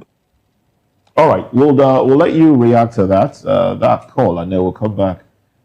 If you can deal with the call that is interrupted, so we can continue the conversation. So you see, Nigerians wouldn't even allow the French, even though French didn't colonize Nigeria. We never allowed any foreign country to come to Nigeria. We are the ones that are invited, especially in West Africa, to go and help people, like we had in Liberia and others. So I think what we need to do is to come and sit down as Nigerians, Muslims, Christians, and even non-religious. Now we have a situation at hand. How do you attack it? How do we do it? That's why I involved myself right from the beginning before things get to this situation.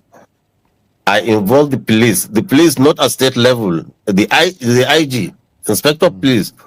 We spoke with Chief of Army Staff then. We spoke with all the security apparatus. Look, we have a window where we can see, we can divert these people, them from this evil.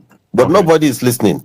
But now the thing is getting out of hand. If I understand you clearly, you're trying to say that you led them, they dropped their arms, Nigerian government did not play its own part, and so they picked up their arms again and continued fighting. If I understand you clearly. Is that yes. Yes. Okay.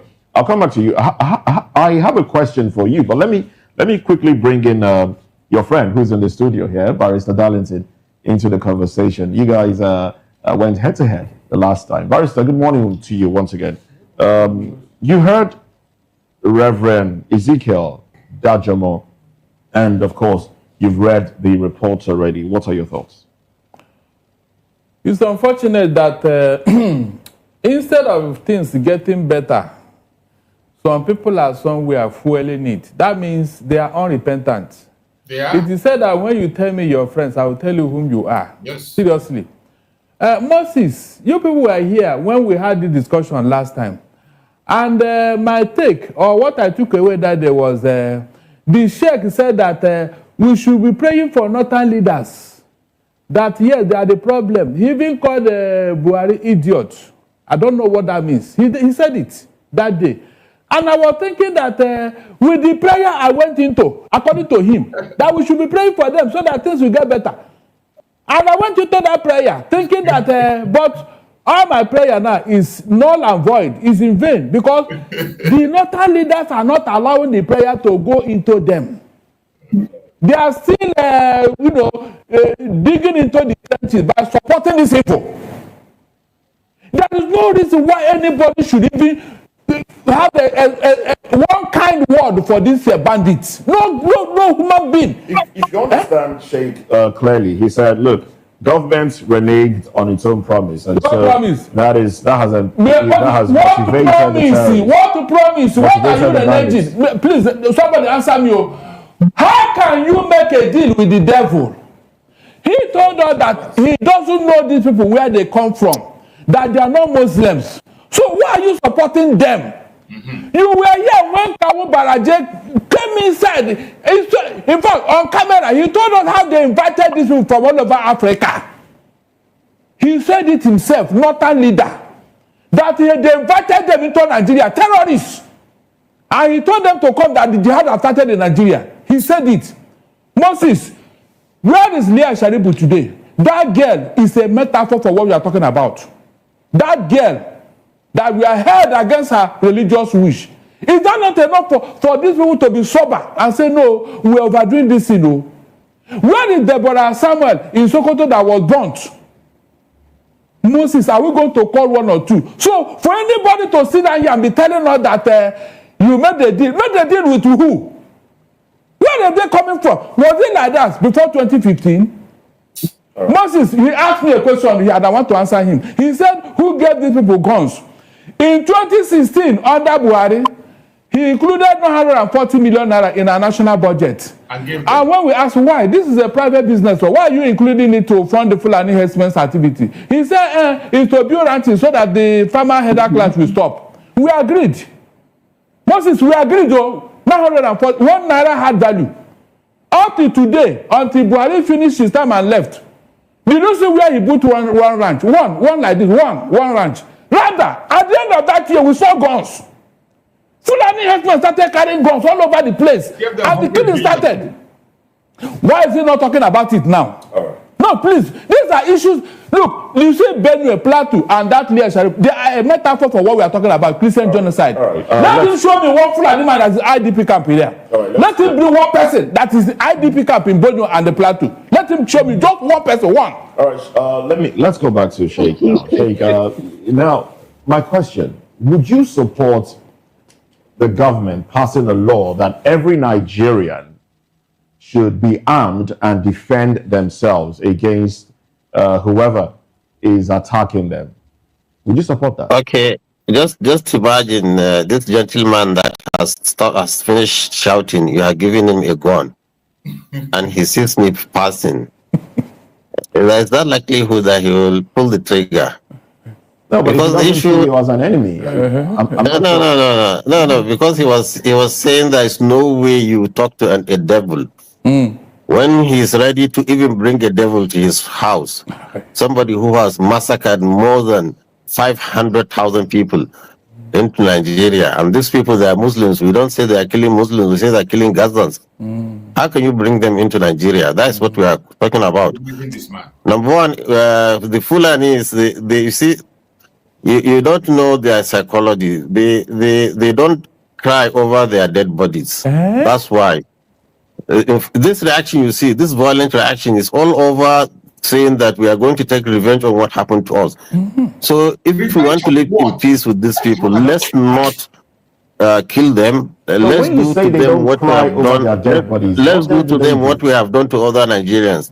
There was a time, very unfortunately, they kidnapped some very small young children from. Sorry to interrupt. Let me finish.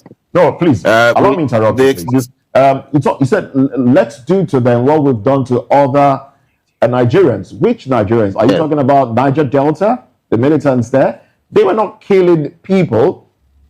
They were blowing up pipelines. Is it the same thing? They were not killing people. They were not burning down houses. They were not displacing communities in the Niger Delta. Wait. If there are pipelines, in this area where these bandits are, they will blow them up without. So rather than blow up pipelines, they decide to kill people. No, you see, when you are fighting an existential war and you have nowhere to raise money, so they use kidnap. They took it from Boko Haram. They took this idea from Boko Haram. Look, we are discussing a way out. Don't bring sentiment into this issue. As a panel, what you do is let's look at how we can go out into this problem. But bringing sentiments into the issue would never solve it. Nobody's bringing sentiments into One, Nigerians, the red lines and Nigerian sovereignty must be respected. But Nigeria needs help. Yes, Nigeria needs help.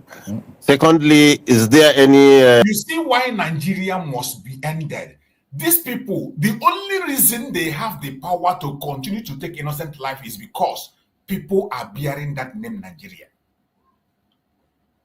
Anybody that tells you that Nigeria must stand is a terrorist. Obama is a leading terrorist. Obama is a leading terrorist in the world today. Because Obama came out and said that the United States will make everything possible to make sure that Nigeria continue to remain together. When you hear this man in his own word, he said it that the only reason they are doing what they're doing is they don't want to hear that Nigeria want to separate.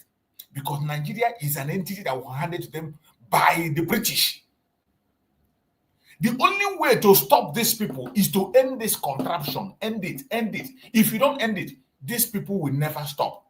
When you hear this criminal, this terrorist speak on a national TV, when I hear his voice, it is very irritating and very annoying.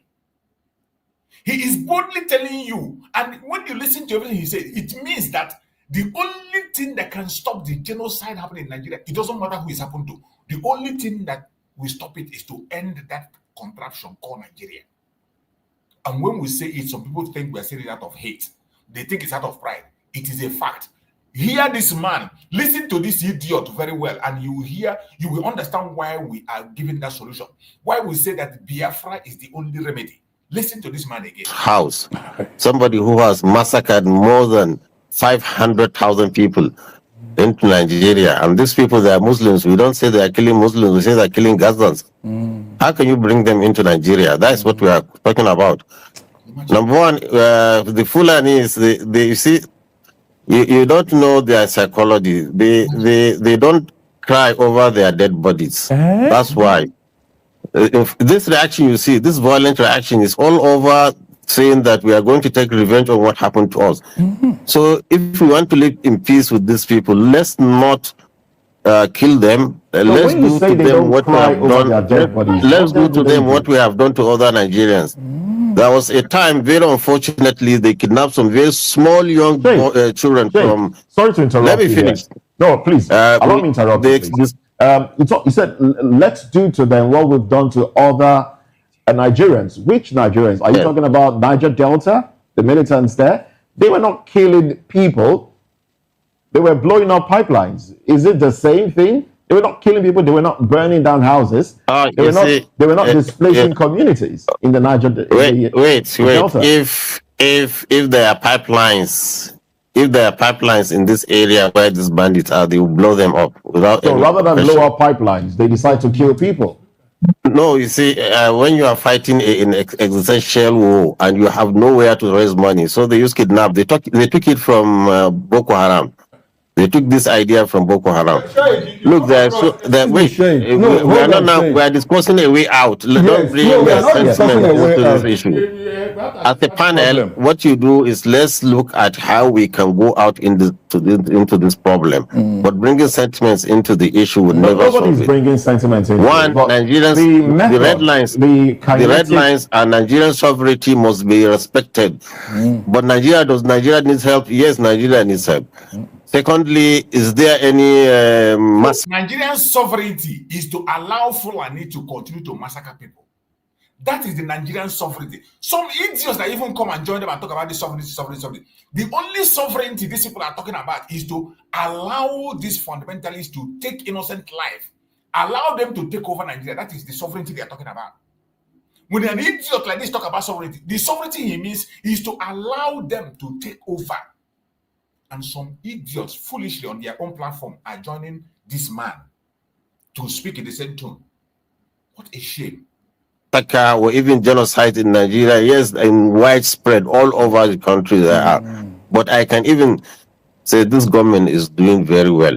Okay, it's doing very well. Look, I came from Abuja, a road that you cannot pass because of the of kidnapping. Now the road is free. And the Kaduna is free now. I'm staying fine like I'm in Lagos. How free is Kaduna when you say Kaduna is free? Because just a few days ago, I'm talking to you from Kaduna now. If I'm not free, how pastor was killed, some other persons kidnapped, and also we've been hearing again about killings and will I say people wielding arms again in Kaduna State to the point that communities now also a Nigerian in America just killed his father and injured his sister. Will I say America is not stable? The number of people that have lost their lives in Nigeria, when you're talking about, the pocket of... I'm talking about these mass killings. They have gone down. They have gone down. Let's be optimistic. Let's not be pessimistic. You made a statement. The government has got it right. So it is time now you all come together with the government, like I did during Buhari. I was trying to encourage him to do what this government is trying to do. I want to ask you a question. You said something in your X handle, like you said that that the engagement you have been engaging, with bandits, terrorists, and all of that, people who have killed Nigerians, Christians, and Muslims alike. And in your handle, you said, that your engagement with them was legitimate, transparent, and conducted with the approval of authorities. Which authorities, Sheikh, are you talking about? Not the approval of the authority, accompanied by the authorities. Sure. Accompanied by the authorities. Okay, accompanied by authorities. Yes. Which authorities are you talking about, sir? All the authorities, the local, the state, and the police. And the federal government? Well, the federal government too involved. Okay, so now we are in a situation where the same federal government, is accompanying you to go and negotiate with people that have killed Nigerians. And you go to a Plateau State where the president has sent emissaries to Plateau State to go and do some kind of arrangement for interfaith harmony between Muslims and Christians. Why doesn't the president say, people that are occupying other people's native lands, other people's homelands, the first basis of negotiation is for them to leave those lands. And you are sending people to IDP camps to go and do interfaith negotiation when others are occupying their native lands. Sheikh, what's your reaction to that? Is it a way to solve this problem? You see, once we have a federation like Nigeria, there's nothing like my native land. Nigeria is for all Nigerians. You hear them? I hope people are hearing it. Once you have a federation called Nigeria, once that name called Nigeria is existing, there is nothing like a homeland. Nothing like, say, this one at your place. This is your own. You see, people are not picking points from this man. When we say there is no remedy to Nigeria, this is it. Imagine what this man is saying. As long as you put that name Nigeria on you, you have no right to anywhere. You are their property. Unbelievable. Unbelievable. Look at what this man is saying on a national TV. And let us see what they're going to respond to him. Let me see whether somebody will respond to him. Let me take it back a little bit. Make we hear him again. Of kidnapping now, the road is free. And the Kaduna is free now. I'm staying fine like I'm in Lagos. How free is Kaduna when you say Kaduna is free? Because just a few days ago, I'm talking to you from Kaduna now. If I'm not free, how can was killed, some other persons kidnapped, and also we've been hearing again about killings and will I say people wielding arms again in Kaduna State. A Nigerian in America just killed his father and injured his sister. Will I say America is not stable? The number of people that have lost their lives in Nigeria. When you're talking about the pocket. I'm talking about these mass killings. They have gone down. They have gone down. Let's be optimistic. Let's not be pessimistic. You made a statement. The government has got it right. So it is time now you all come together with the government like I did during Buhari. I was trying to encourage him to do what this government is trying to do. I want to ask you a question. You said something in your X handle, like you said that look, that the engagement you have been engaging, with bandits, terrorists, and all of that, people who have killed Nigerians, Christians, and Muslims alike. And in your handle, you said, look, that your engagement with them was legitimate, transparent, and conducted with the approval of authorities. Which authorities, Sheikh, are you talking about? Not the approval of the authority, accompanied by the authorities. Sure. Accompanied by the authorities. I want everybody to pay attention. Okay, accompanied by authorities. Pay attention. Yes. Which authorities are you talking about, sir? All the authorities, the local, the state, and the police. And the federal government. Well, the federal government too involved. Okay, so now we are in a situation where the same federal government, is accompanying you to go and negotiate with people that have killed Nigerians. And you go to a Plateau State where the president has sent emissaries to Plateau State to go and do some kind of arrangement for interfaith harmony between Muslims and Christians. Why doesn't the president say, look, people that are occupying other people's native lands, other people's homelands, the first basis of negotiation is for them to leave those lands. And you are sending people to IDP camps to go and do interfaith negotiation when others are occupying their native lands.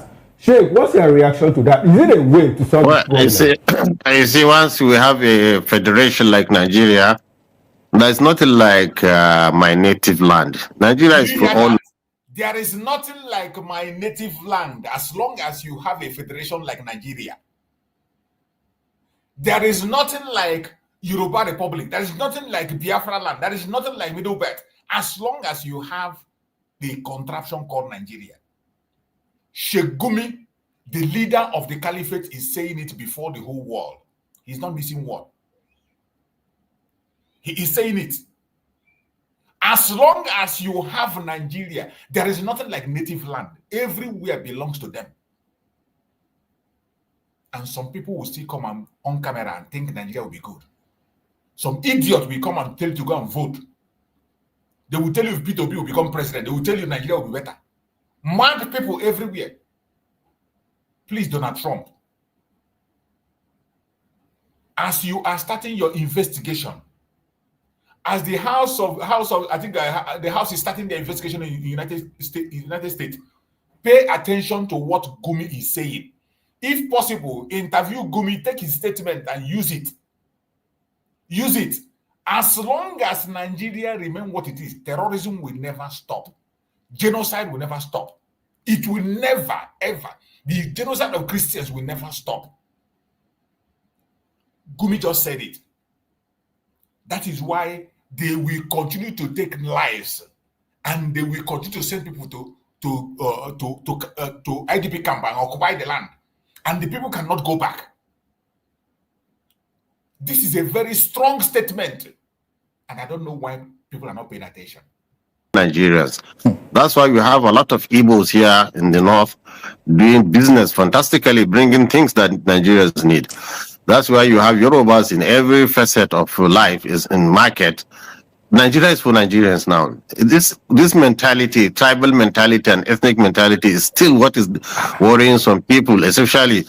I think what we need to do, like you, the press, should educate Nigerians. Look, even if you are a Buram, you can go to Lagos. Lagos now is filled with Yorubas and Igbos doing business. Nigeria is open. And the Southeast too should be educated that, look, allow Nigerians to come in and do business. Then we live in harmony. Now, the business like you're talking about Nigerians coming in to do, Sheikh Ahmed, the business you're talking about Nigeria has been allowed to do, is it a business of people leaving their cattle to destroy the older source of living from others? As for cattle, if you check it out, Sheikh Ahmed, please hold on. You know, if you check it out in what is happening in Nigeria, how this whole carnage began, go to Benue State, for example, you find out that the first massacre Nigeria ever witnessed, apart from that of the Civil War, happened to be in Benue State, where we learned about how many persons were killed. Who killed them? The Fulani headsmen, armed headsmen, bandits now, wielding their guns, were the ones that killed farmers because the farmers rose up to say, your cattle are destroying our crops. And then if you check it again, move it down, you find out that the likes of Agatu local government, Guma, West, Logo, Kukum, Otuo, Kwande, and even Taka local governments now, some communities have been sacked by armed headers who are wielding guns, sophisticated weapons, chasing people away from their ancestral home. Is that a legitimate business? And if that should be that way, why is it that, for example, in Kanu, in Kaduna, and in other states in Nigeria where we have Sharia, that people who rear pigs, piggeries, are not being allowed to do their business freely because it's Sharia?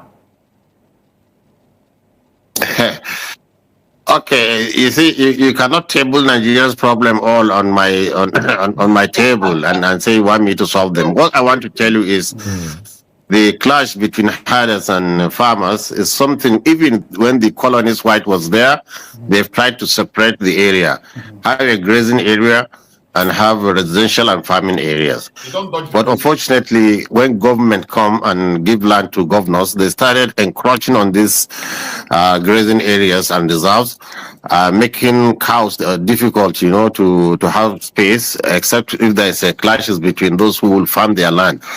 So what I think the federal government needs to come is really to come and demarcate these areas. And also, when the issue of ranch, I had my gentleman saying that there was a ranch. Nobody agreed.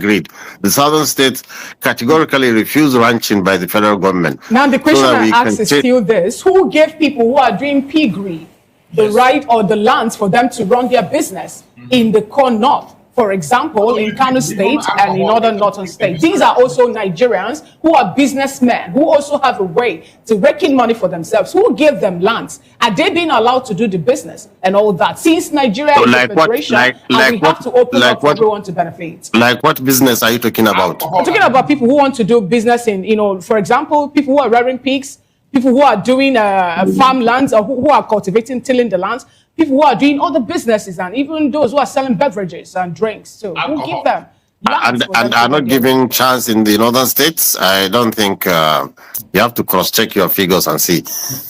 All right, in the north here, thank you very much. We're staying peacefully with all Christians here in the north. They are doing their businesses. The only places of clashes is where people have taken ethnicity over nationalism. Okay, that is in some areas of the middle belt. I would like for you to stay with us for a few more minutes. The barrister here in the studio needs to make a reaction and get into other things. We will come back to you in a moment. Okay, thank you very much. You want to make a reaction to this before you In fact, the best time to react over an issue is the first time.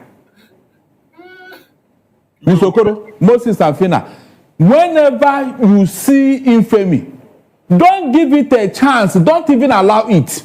Because if you allow it, it will grow and have a life of its own. That is the meaning of what I'm hearing here this morning. In 1804 Nigeria, Ottoman should have been stopped. We were living peaceful with the Hausa Muslims, no problem, until these people came from nowhere. From nowhere. And Ottoman Danfodio admitted them and said, these are brothers. Once they entered into Nigeria, what happened? All the Hausa princes were wiped out, and they established Emirate Council. Today, as I talk to you now, No single Hausa Muslim is an emir. All of them are Fulanis. It has become a right. It has become their modus operandi. Look at how they are spreading. They don't even want us to remember or talk about these things. Why is it that every time there is infraction on the north, it's from these same people? Why? Nobody has come to ask questions. Do you need the whole Nigeria to rear your cattle? Please. Niger State have told you. Niger State is the size of the entire Southwest. They have told these people, come, we have enough land for you. We'll give you everything, build it, make everything come. They say no, they don't want. Kano State to call them, come, so that we can give you land if you want to rear your cattle. They say no. What does that tell you? It means that there is something they are looking for. But they will never come out and tell you. They'll be dodging and hiding under cattle or whatever. Why is it that this infraction is always coming from them every time? Go and check. But it's just that because this thing happened, we overlook it. We don't check. We don't cross-check. You people are still overlooking it. We overlook it, and now look at where we are now. Look at how they are blaming everybody for what they are caused. Look at how they are blaming everybody. Right. They are not even remorse. Moses, they are not even remorse. They are not telling us that they are killing Christians and Muslims. Must anybody die? Okay, who are the people that are? Is it Christian militia? Look, they will force the Christians to form their own militia with the way they are talking to defend them.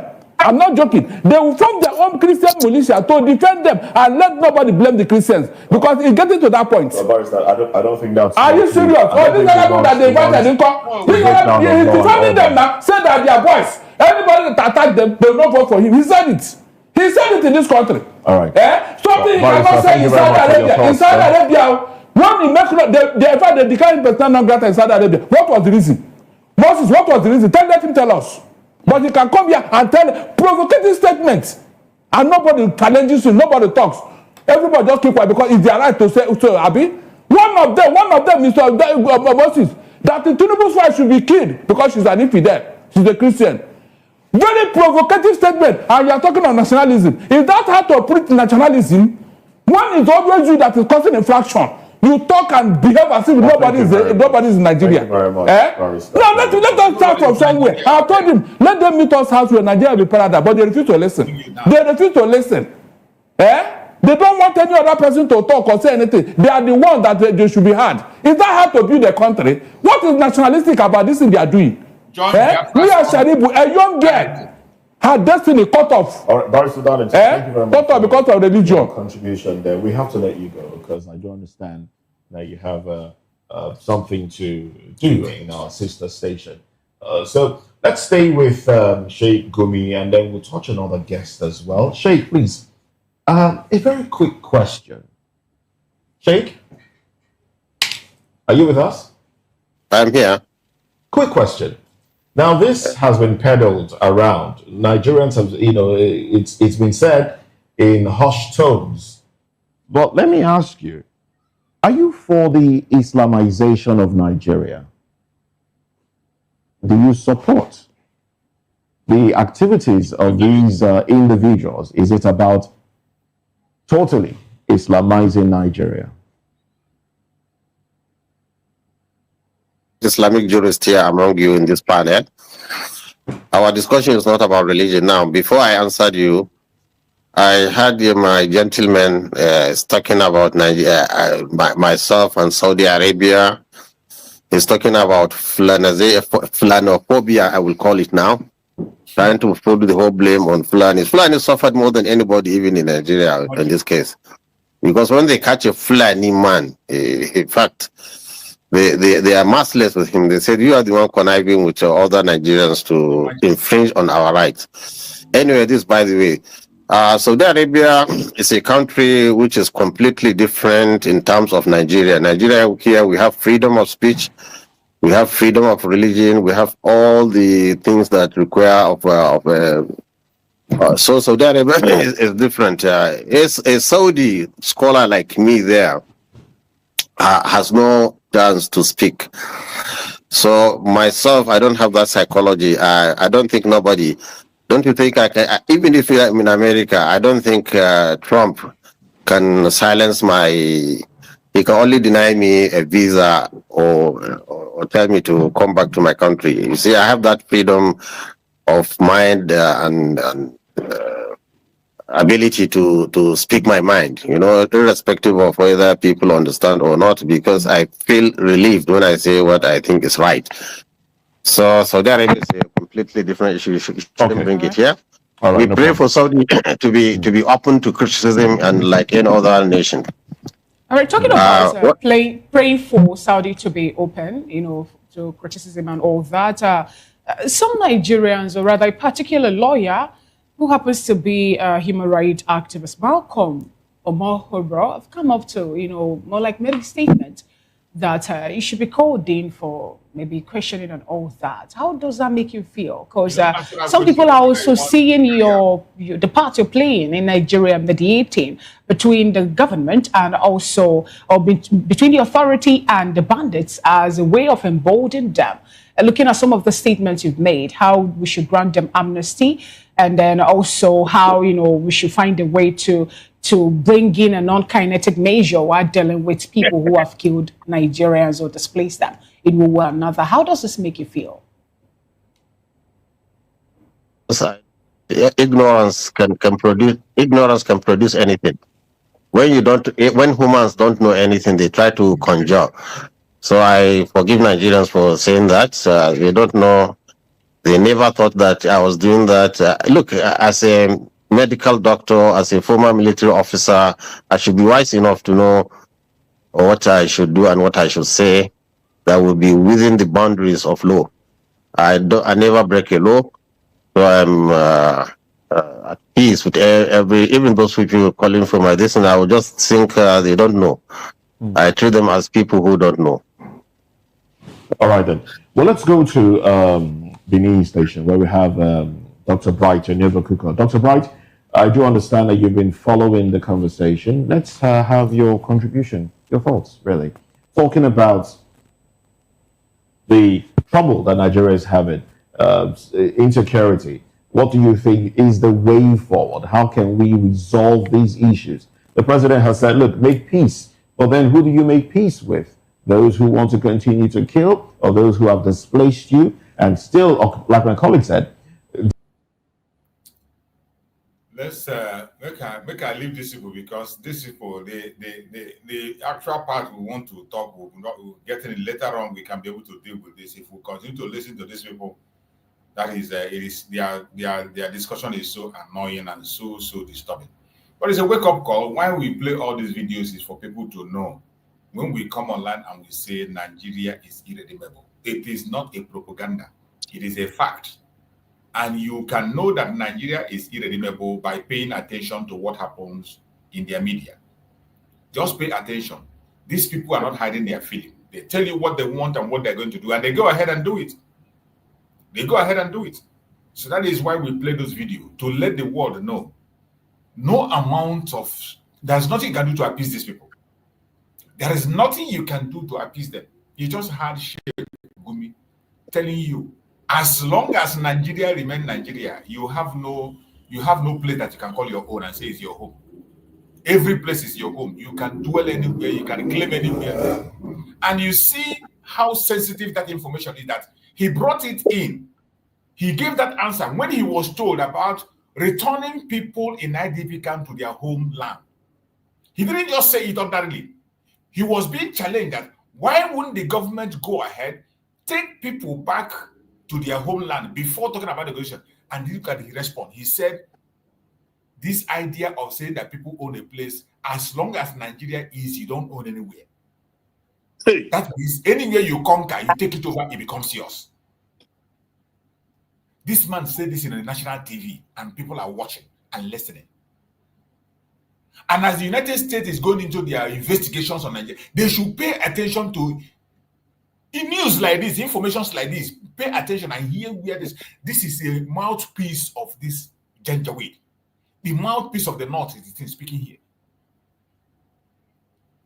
And it is very important you pay attention to him. I welcome my beloved brothers that have joined me. I can see my brother Coach here and there. I see Greg there, and I see my brother Christian there. We have taken it so long, and I think I will allow everybody to give in their contribution and before we go forward and see if we can play it again or not. Coach, Coach Hooks, you were there all this while and you'll be hearing someone you popped in and go on, Coach Hooks, give us your submission as we proceed. Good morning, Mazi. You're welcome, morning, Mazi Christian. Good morning from my side.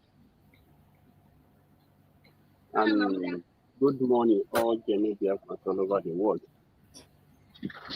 Well, good morning, my brother.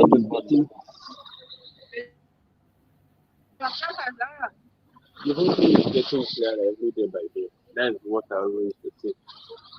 And this is the time the whole Biafrans and the whole indigenous people of Nigeria, this is the time for them to know that this. We cannot hear you, Coach Hooks. Increase your volume a little bit. We can't hear you. Okay, am I coming out? Okay, go ahead.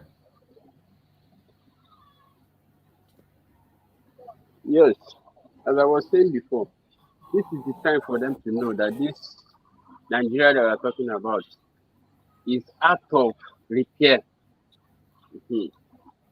Because, as we always to say, these Fulani jihadis, they have seen that they do not have any place to call home.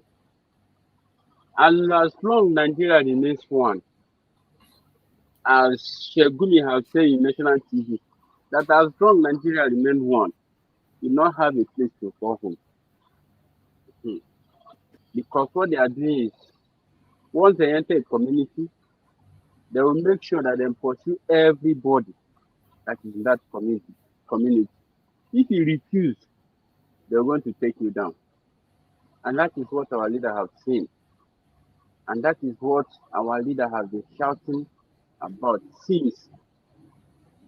And the Southeast governors, the Southeast politicians, and our brothers and sisters, and at the same time, indigenous people of Nigeria, because I always used to say that it's as long as indigenous people of Nigeria know that this Nigeria they are talking about, that nobody is after to die for Nigeria. Nobody is ready to die for Nigeria. Everybody is talking about his community. And this is the time for this United States of America governors,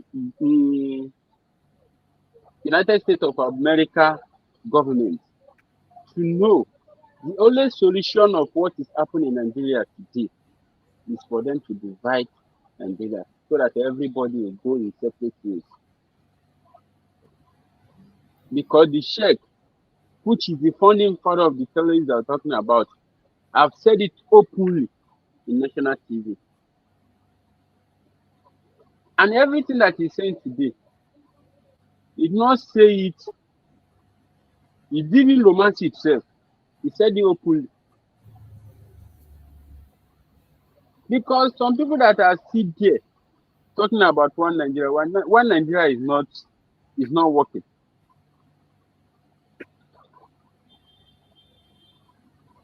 And this is the right time for every one of us to continue to pray for our leader Mazi Nnamdi Kanu as well. Because it's the only solution. He's the only person that understands everything that is happening in Nigeria today. That's the reason why it started from the beginning. That's the reason why it started in time. That's the reason why it started in time. Continue shouting. I'm going to take it over from here. And 20th as well. Every plan that they have against Mazi Nnamdi Kanu, let me repeat it in this platform again. Hope, Kenama, that got on 20th. Because of their every plan, everything that they plan against Mazi Nnamdi Kanu is going to turn back against them. You see? Because so many of them, they have started preparing. The Nigerian government is going to jail Mazi Nnamdi Kanu.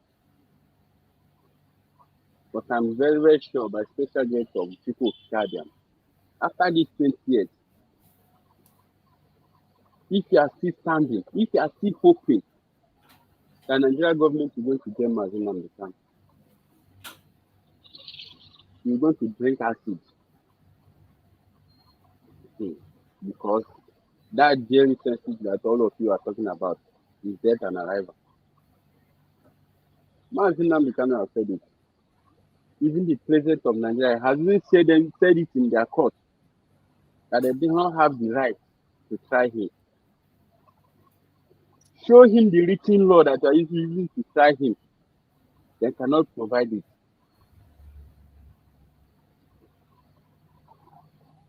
But very soon, all of them will be taken away. What we need now is prayer. And we should still remember that prayer, this prayer that we're talking about, God will not come down from heaven to come and do some certain things that you're supposed to do for yourself. You pray as well, and you're going to do the needful. Because doing the needful, that is what we need in this point of time. So that end, the God we are praying for is going to take all the glory. Thank you, Mazi. Let me stop here for you. Thank you so much. I appreciate it for your contribution. Thank you. Bro Greg, take the mic. My brother Greg, unmute yourself, bro Greg. You are there, unmute yourself and speak to us if you are there. Yeah, Mazi, good morning. Good morning, my brother. Welcome. Good morning, all our brothers in the house, Mazi, Chris, and the coaches, and the people on the comment section, the listeners. We thank God for today again, 18th of November 2025. Glory, honor, and adoration to the Most High for our lives. As we continue looking up for His help, continue asking for His mercy and His intervention for Mazi Simon F. and our leader Mazi Nnamdi Kanu, that He who is able in all situations to come and take preeminence, especially in the case of Mazi Nnamdi Kanu, where he is in the hand of the evil, because Nigeria is more than the wickedness in olden times in the Bible. This is the most wicked and evil nation I have ever in my life seen. People without conscience. That is the people that our leader, Mazi Nnamdi Kanu, is in their hands. And by the grace of God, he continue to live and to continue to survive.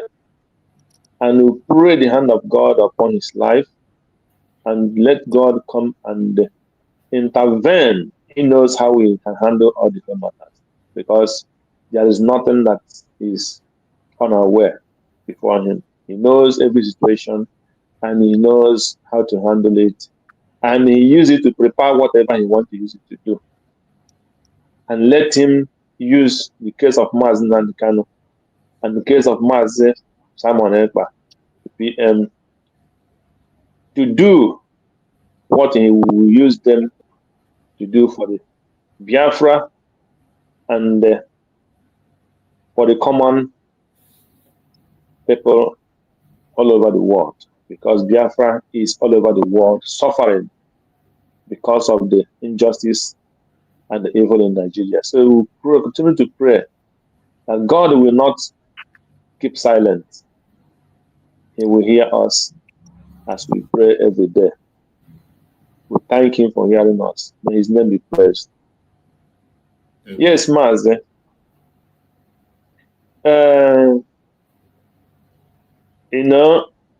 One thing I pick in this clip you play this morning is Nigerian people's brain.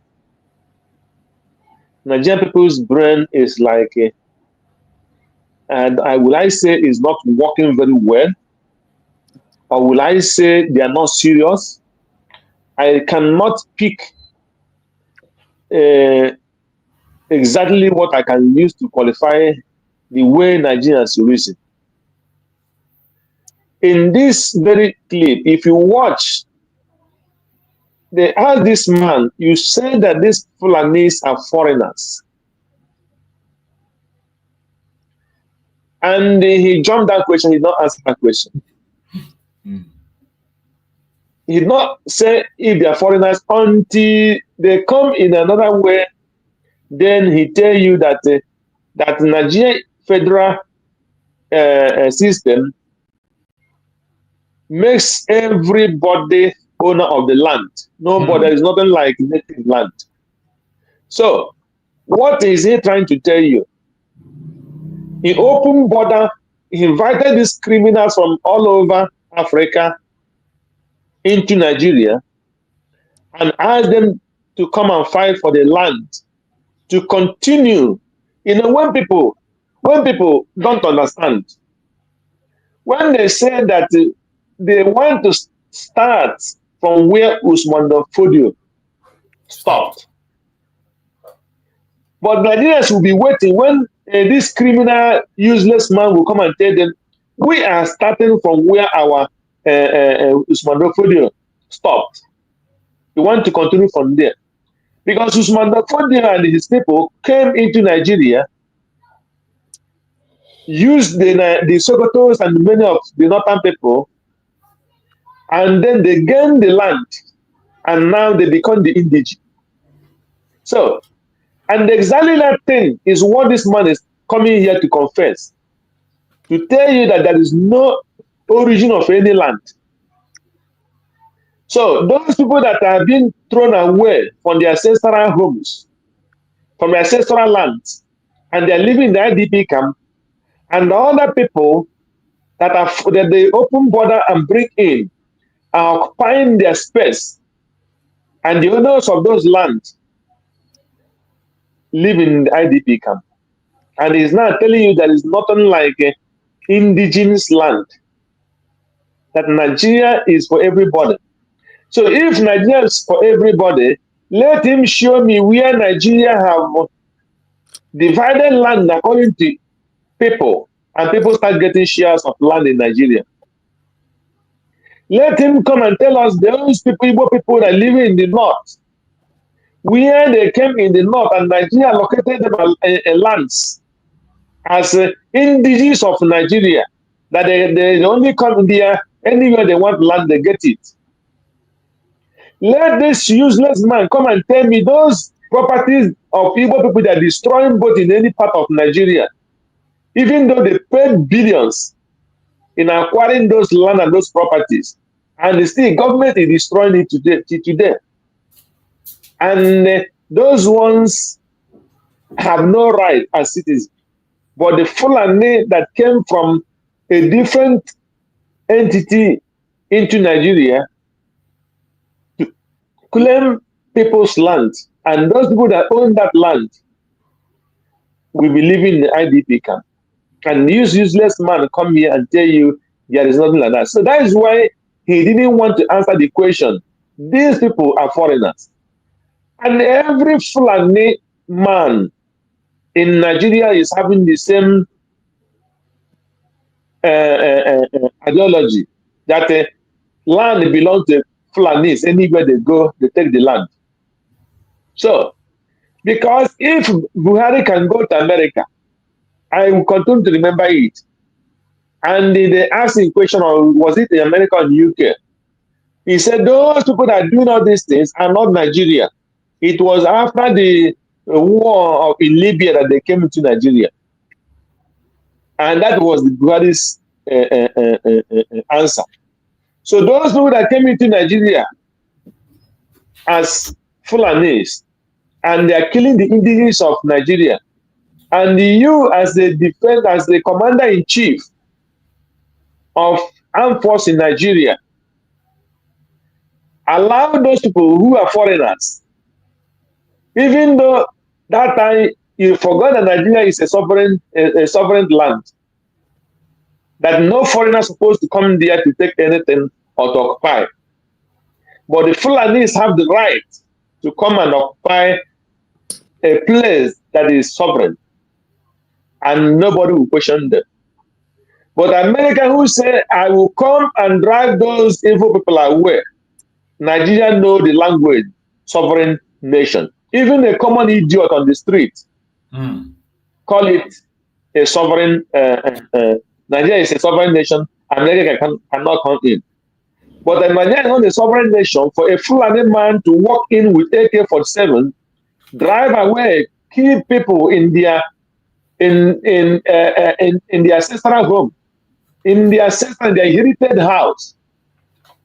A foreigner come and kill them, and this useless man is coming to tell you that they have to sit down together and talk and how they will live in peace. Buhari mount out billions, and he went and gave to them for them to use as a ranch or whatever, to locate for their land and prepare where they will be keeping their cow, even though they know that those people are not Nigerians that came into Nigeria, and they still want billions for them. The Niger Delta, the Biafra land where all these oils are coming, nobody have mounted out billions and said, we want to use these billions at least to do a little, even if half work, to clean the oil spill in Niger Delta, at least to know if these people will be able to get in water from their land. No Nigeria have done. Every fine month has billions, and he went and give to them. Those money were used to buy weapons. Americans are sending them money. Europeans are sending them money. All those money, they are using it and sending it to the Boko Haram and the herdsmen. They are using it to buy weapons. Nigerian government will do budget and buy jets to fight, buy equipment and say they are using it to fight terrorists. These terrorists, their brothers and sisters in the military, we collude with them and they sabotage that effort, and they will carry all those weapons that Nigeria spent billions to buy. And they were using it, Boko Haram will seize all of them and take all those weapons from them, from the military, and you start using it against the military. So, and this idiot is coming out to tell the whole world that they can come out and sit down and talk. Christian and Muslim will come out and sit down and talk. What are you going to talk with somebody who is not? It's like as we are living here, we are killing the people who are living in their place. And those people are saying, we sit down and talk with us so that they will not stop driving them out of their land. So they will not stop driving them, killing their citizens. So I can't understand the kind of mind the Nigerians and all those so-called media and those journalists who are interviewing them on all those stuff. You ask the question, you not ask the question, you jump it. I did not allow that man to clear you where these people come from and which right those people have as Nigerians. What is the difference between the Fulanis that invade our land and start killing us, and somebody who wants to come in our land to rescue us from the invader? If Nigeria is a sovereign state, true. So if Nigeria is a sovereign state, and they invited people to come inside and they're killing the citizens of that particular land, and somebody say, I want to come and remove those people who are killing your citizens, you say, no, he should not come. So those ones are the ones who have right to invade the land. But when America comes, you remember that Nigeria is a sovereign state. So all these things is why he's spending me is because the so-called Tinubu is one of the contributors. Tinubu bring him money and give Buhari and the campaign APC to go and bring those people to make sure that they get to power. He's a Muslim. So there's nothing he can. That's why when America just says small thing, he run to the Sokoto to go and discuss with them. What is he going there to discuss with them? That is why he turned it into IPOB That is why they are campaigning, using the campaign against the Igbo people and the Biafrans.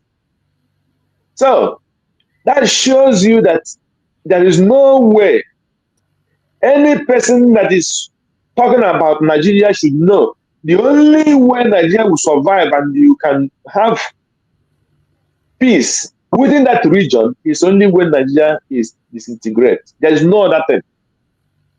There is no other way. There is no other shortcut. It's only to disintegrate Nigeria.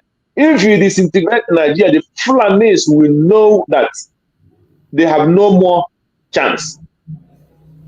All their powers will be destroyed. But if you are saying you want to come and make peace, if you make peace today, they will cool down. These people, it doesn't matter how long it takes them. If it takes them another 100 years to achieve their end, they will do it. So they will wait until a government that will be like Obama, a government in America or in any world will be like what do you call this one that come down before Trump come in? Biden. Those governments, they will trick. And the Fulanis will create the condition because they created this condition during the time of Jonathan.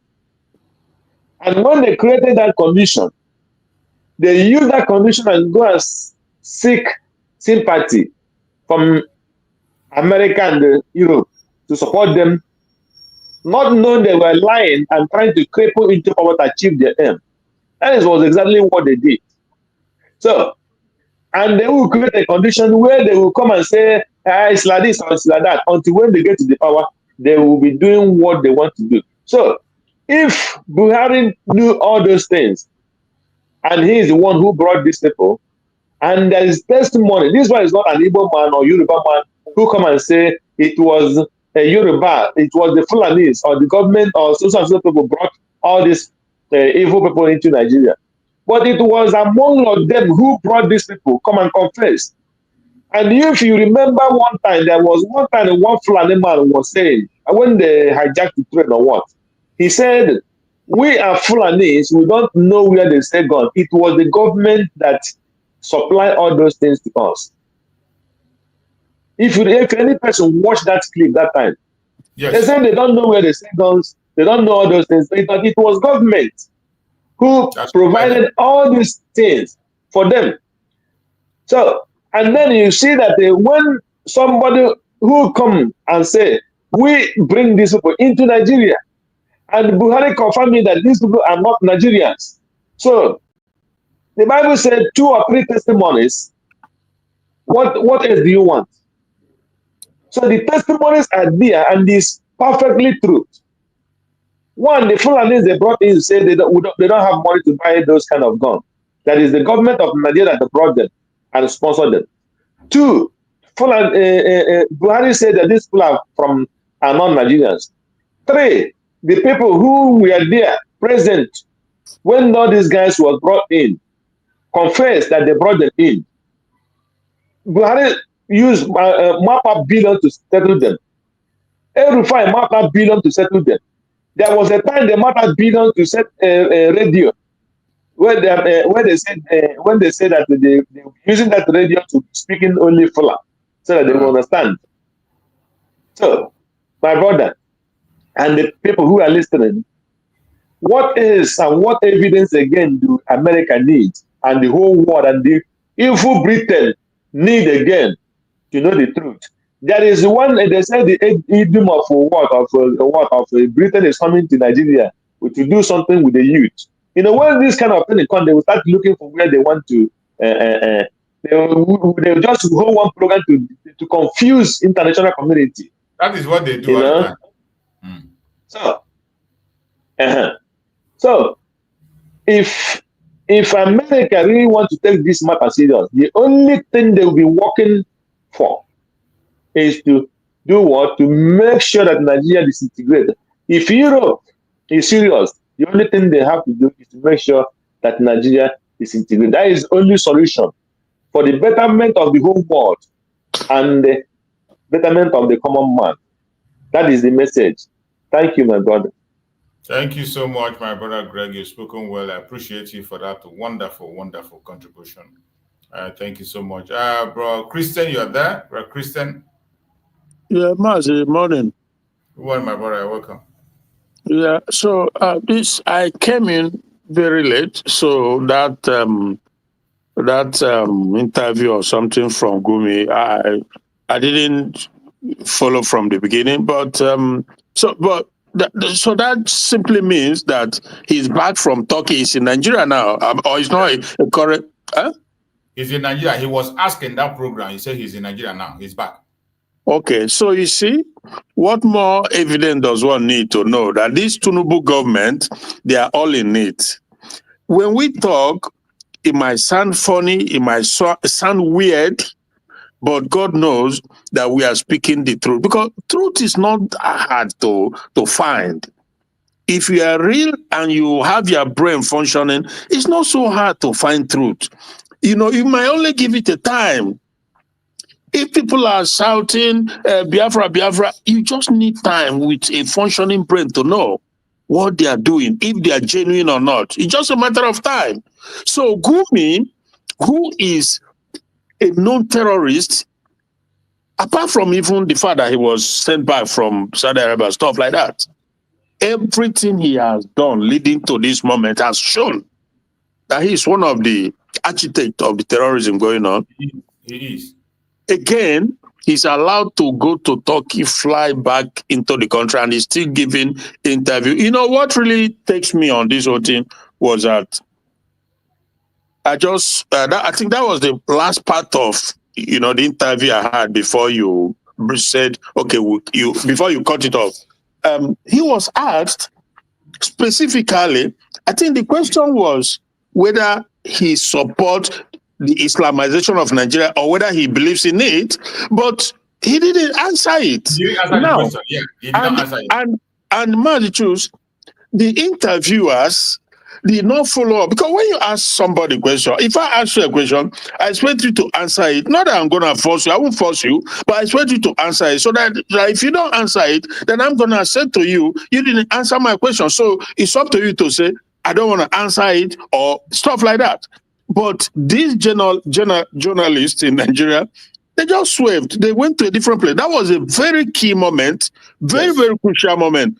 Do you believe in Islamization of Nigeria or not? Or are you in support of it? He never answered it. Those are key questions we want to know. But I have a feeling, I won't even say I have a feeling, because I don't know how he would have answered it. I can't even make it up myself. Like, what would have his answer, what would it have been? Because his answer would have become like a nail on the coffin, you know. But not that we don't know. We already know where he belongs. He's a terrorist. And Tinubu, this Tinubu Yoruba government, they are 100% in it. Again, take my word to be weirdo, but I am telling you they are. And Adeboye is the chief blackmailer, chief liar. Heaven bear me witness, what I'm saying today is going to take a lot, but eventually this whole thing will come to unfold. There's a global Islamic movement, global Islamic jihad movement going on in the world, and Nigeria more like become now the epic center of it as we speak. In the United States, there are people, Christians, and there are Muslim apologists and advocates. They are arguing it out online as we speak now, because the likes of Nicki Minaj and B. Maha and so many other ones who are not necessarily Christians or necessarily politicians, but the whole thing has blown out now that people are having online discussion and debate on it. That video eventually will get to you. So obviously there are people also in Nigeria, some pretend to be Christian, but in actuality they are not. Adeboye is one of them. I keep using that word. There's a reason why. You know why do I say it? Because he is arguably the biggest of all these, you know, Christian Minnesota, whatever. He is the biggest, the most globally, you know, all over the place. A great outreach all over the world. But he's a blackmailer. He's a chief blackmailer. That guy you are seeing there, a snake.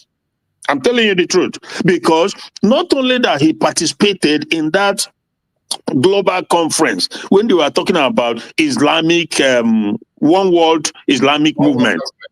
Yeah, he was very much a participant in it, and he has been showing, and he continued to show that he's very much into it. When Trump threatened to come, not to fight Nigeria, not to wage war against Nigeria, no, but to decimate the terrorists whom over the years, over many years now, been buying Nigerian people, indigenous people, but every year, Adeboye will come and say he will pray that the trouble, the insecurity will end that year. That is usually his New Year prayers. For many years, nothing has changed, but rather they are behind the scene, they are promoting that Islamic agenda.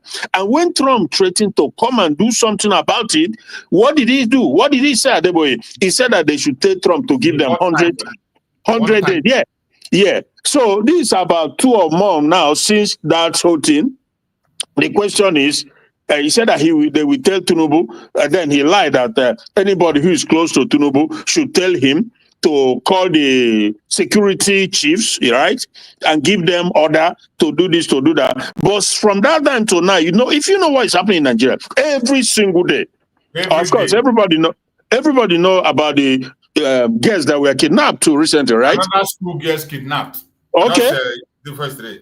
Okay, then other attacks and the killing, and the brigadier general, who probably killed now or reportedly killed, whatever. So ask Adeboye, so what is he doing, him and his Tinubu, his government, because he's a political pastor, masquerading as a man of God, but judgment is coming, and it's going to start in the house of those that call themselves house of God. So what are they doing now as we speak? Tinubu is not interested in any security issue or fighting security. Never, never, never. That you can take to the everything is lie, propaganda, and just empty promises.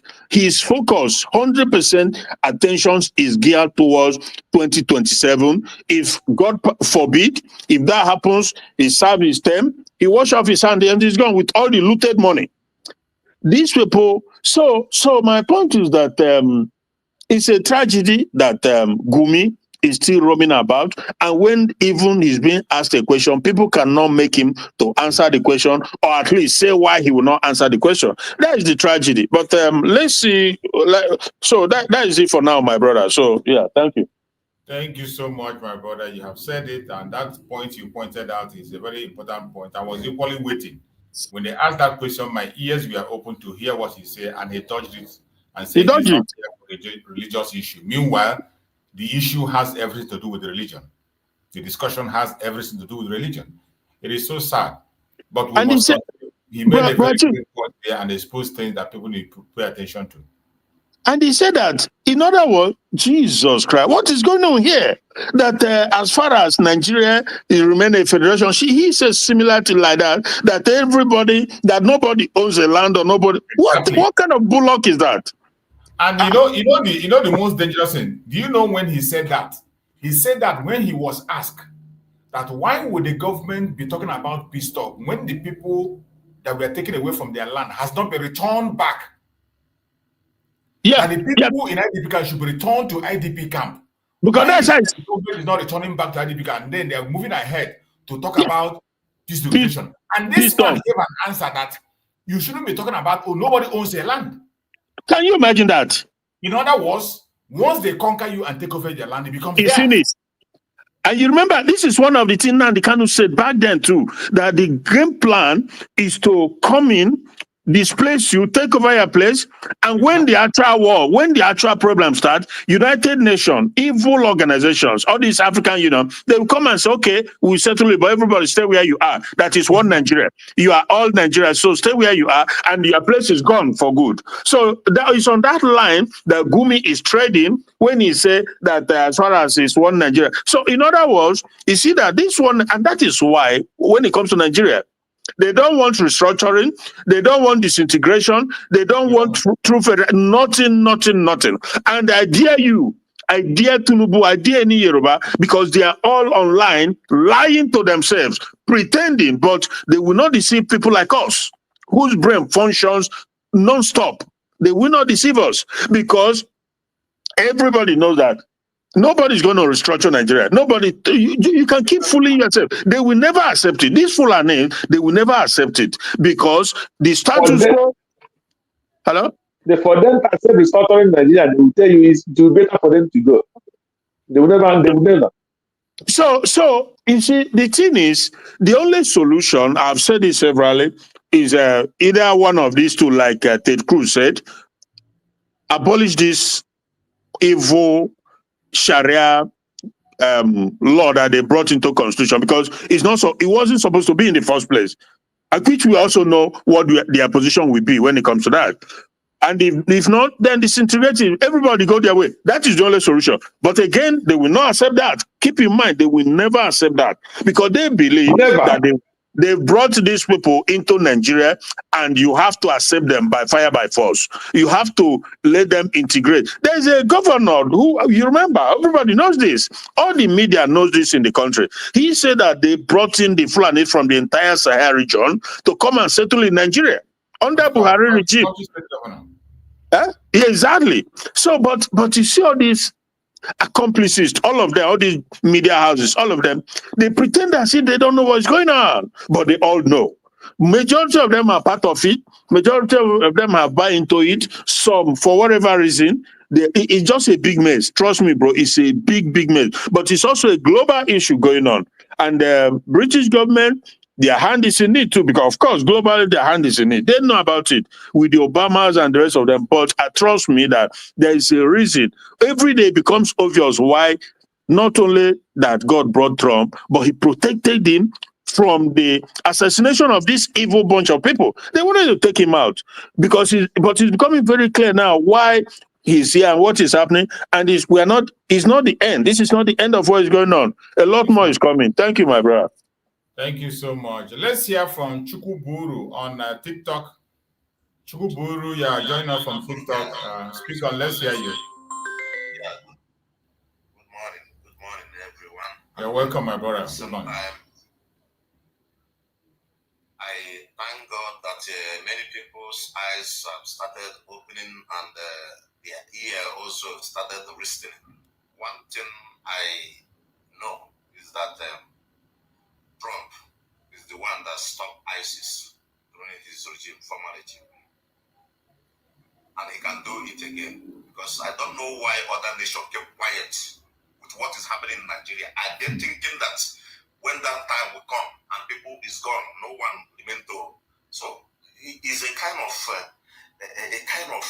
catching our hands. And again, let me say it this way. Why we are talking like we don't want to go, nobody want to leave, they don't want to divide this and that, is because only one party have what they need to do the business. What I mean is, do you think if we the Igbo have enough gun, not that government is controlling us, not to do anything and keep our hands just like tied? We were begging them we are going. No. We will go and we will go. And nothing will happen. Nothing will happen. And if they need it, we'll give it to them. You understand? But because they tie our hands, we are begging, okay, let us go. Let us do it this way, peaceful way. Let everybody do referendum. Let this one go. We have peace. We do this. They are still saying we can't. And you are giving me terrorists every day coming to my farm, destroying human beings, teaching everybody not to go out. Because you want to Islamize. If you want to Islamize, you can go to Saudi Arabia and Islamize people there. If you want to Islamize, go to one Arab world where they are Arab like you or where they have a system like you. Do that there.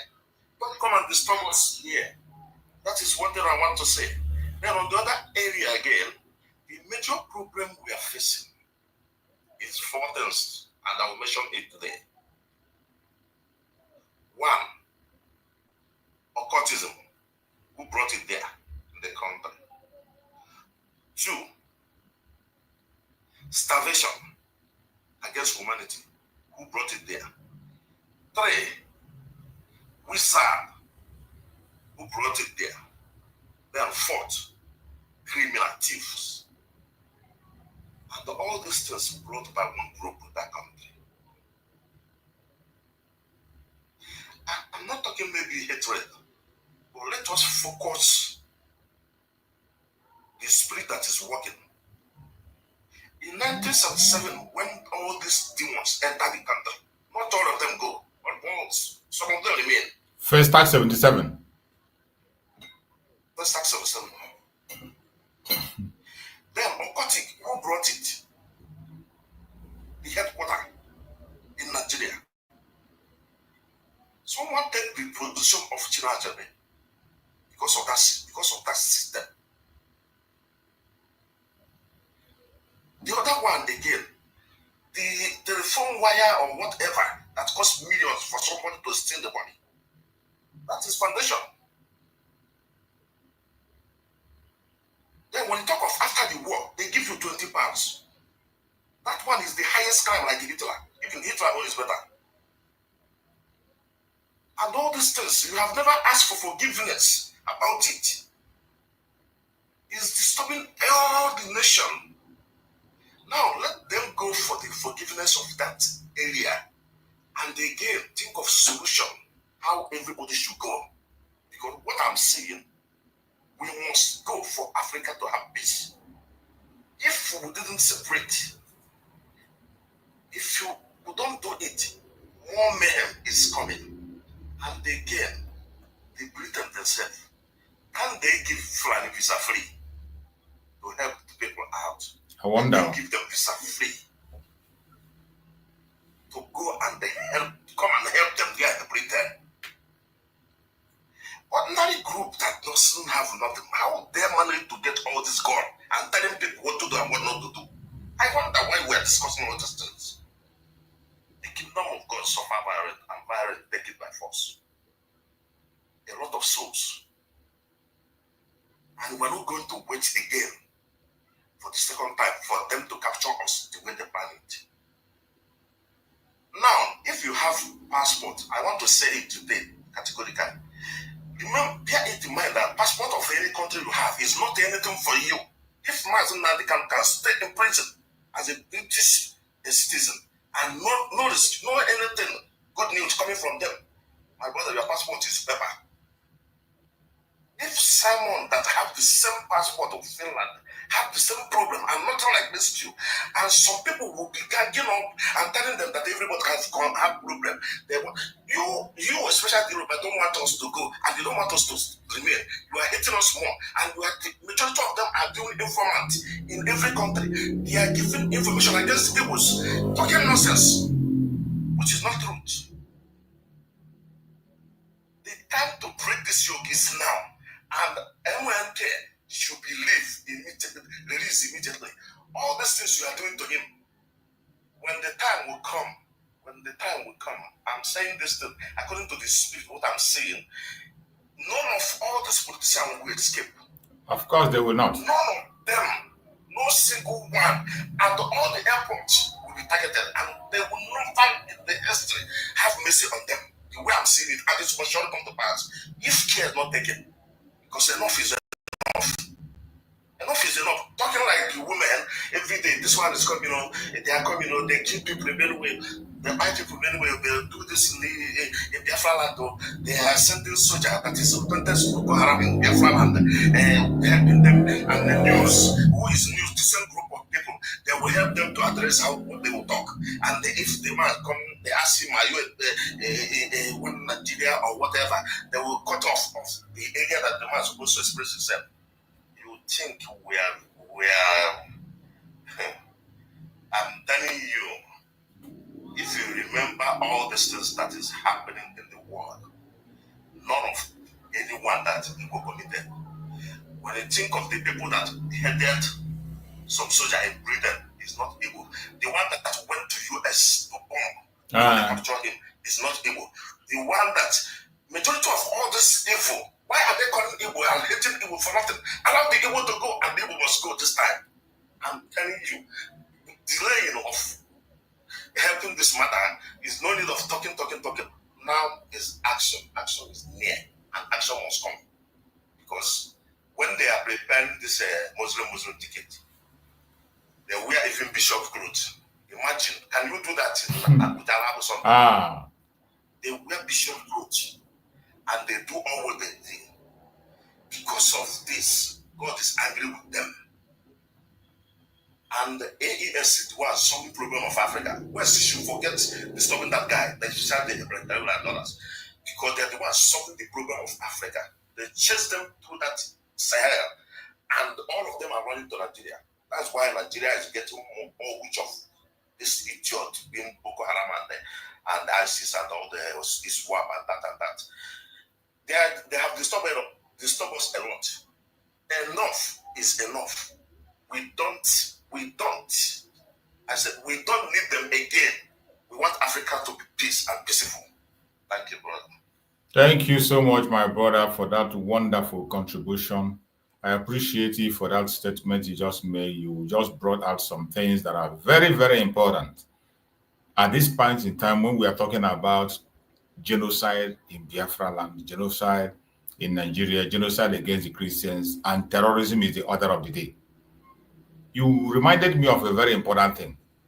All the time Nigerian citizens have been involved in terrorism abroad, none of them is a Biafran. None of them is a Biafran. The one that wanted to behead a soldier, that beheaded a soldier in the United Kingdom, from Nigeria, a Nigerian, he's not a Biafran. The other one that wear pampas to go and bomb plane in the US, he's not a Biafran. But in all these things, you see them open their mouth and say that we are the problem.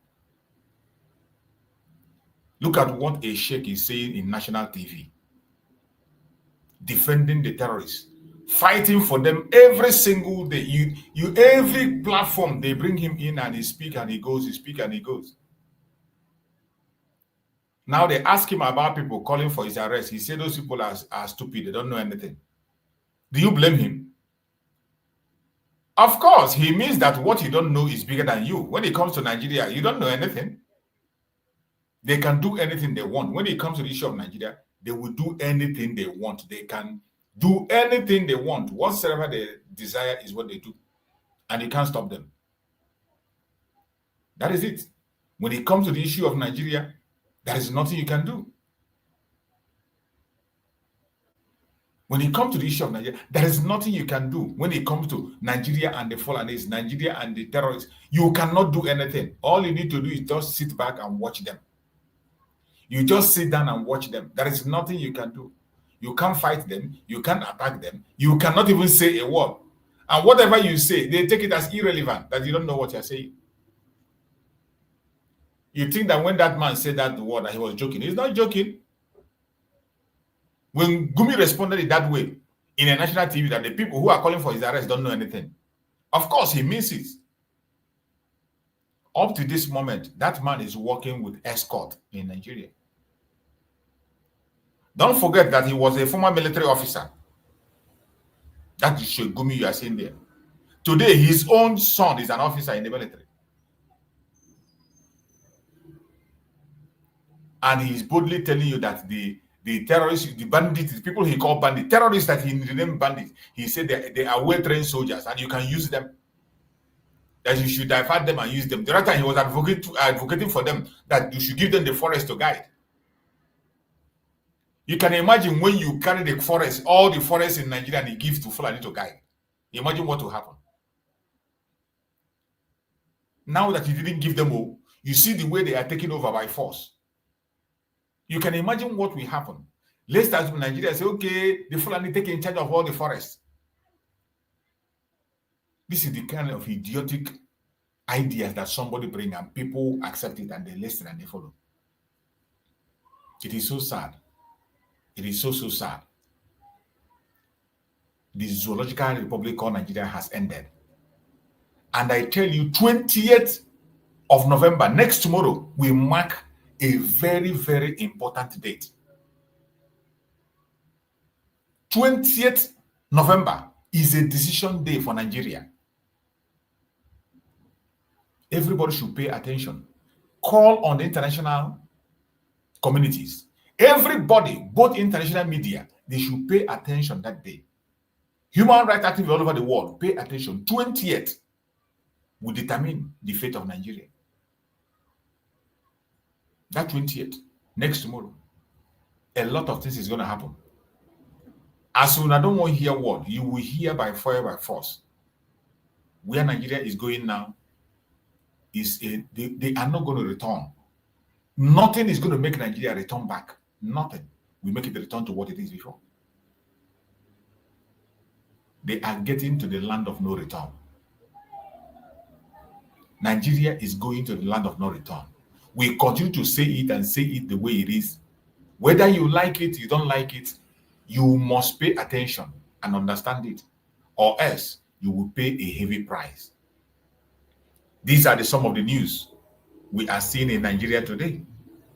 Some of the news that are coming from Nigeria. We will continue to provide and allow the world to hear for themselves. A country you are dreaming that is going to be better. This one says, breaking news. Mentally unstable man snatched AK-47 rifle from a soldier at Lagos checkpoint, shot him dead.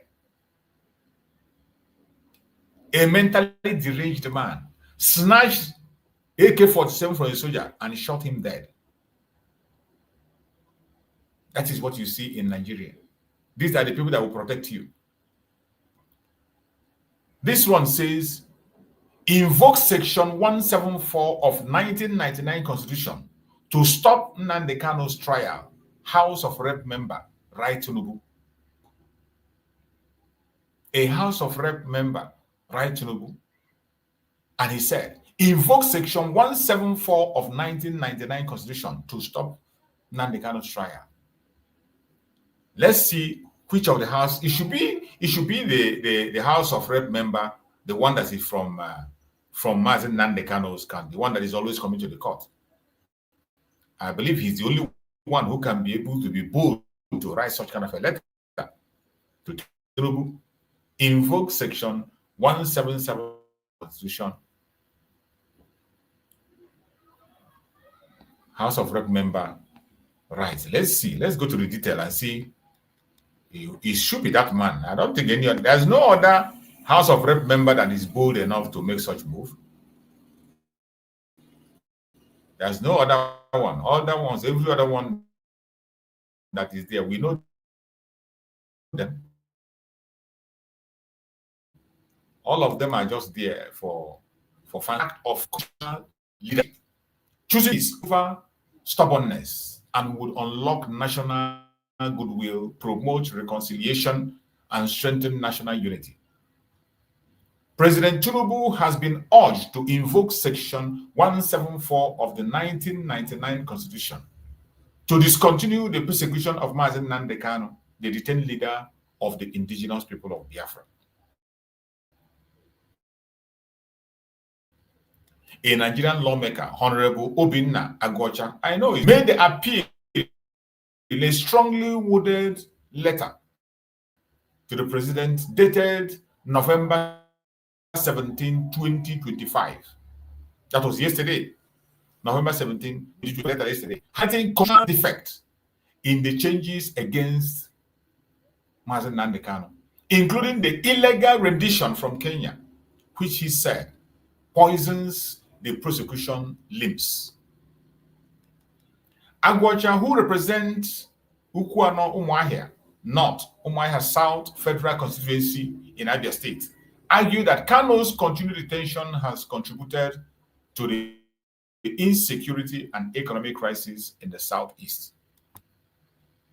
The Chairman House Committee, monitoring and evaluating of standing and ad hoc committee, cited the pervasive sit-at-home paralysis, which has devastated commerce and strangled education institutions, as evidence that the persecution has become a catalyst for regional volatility.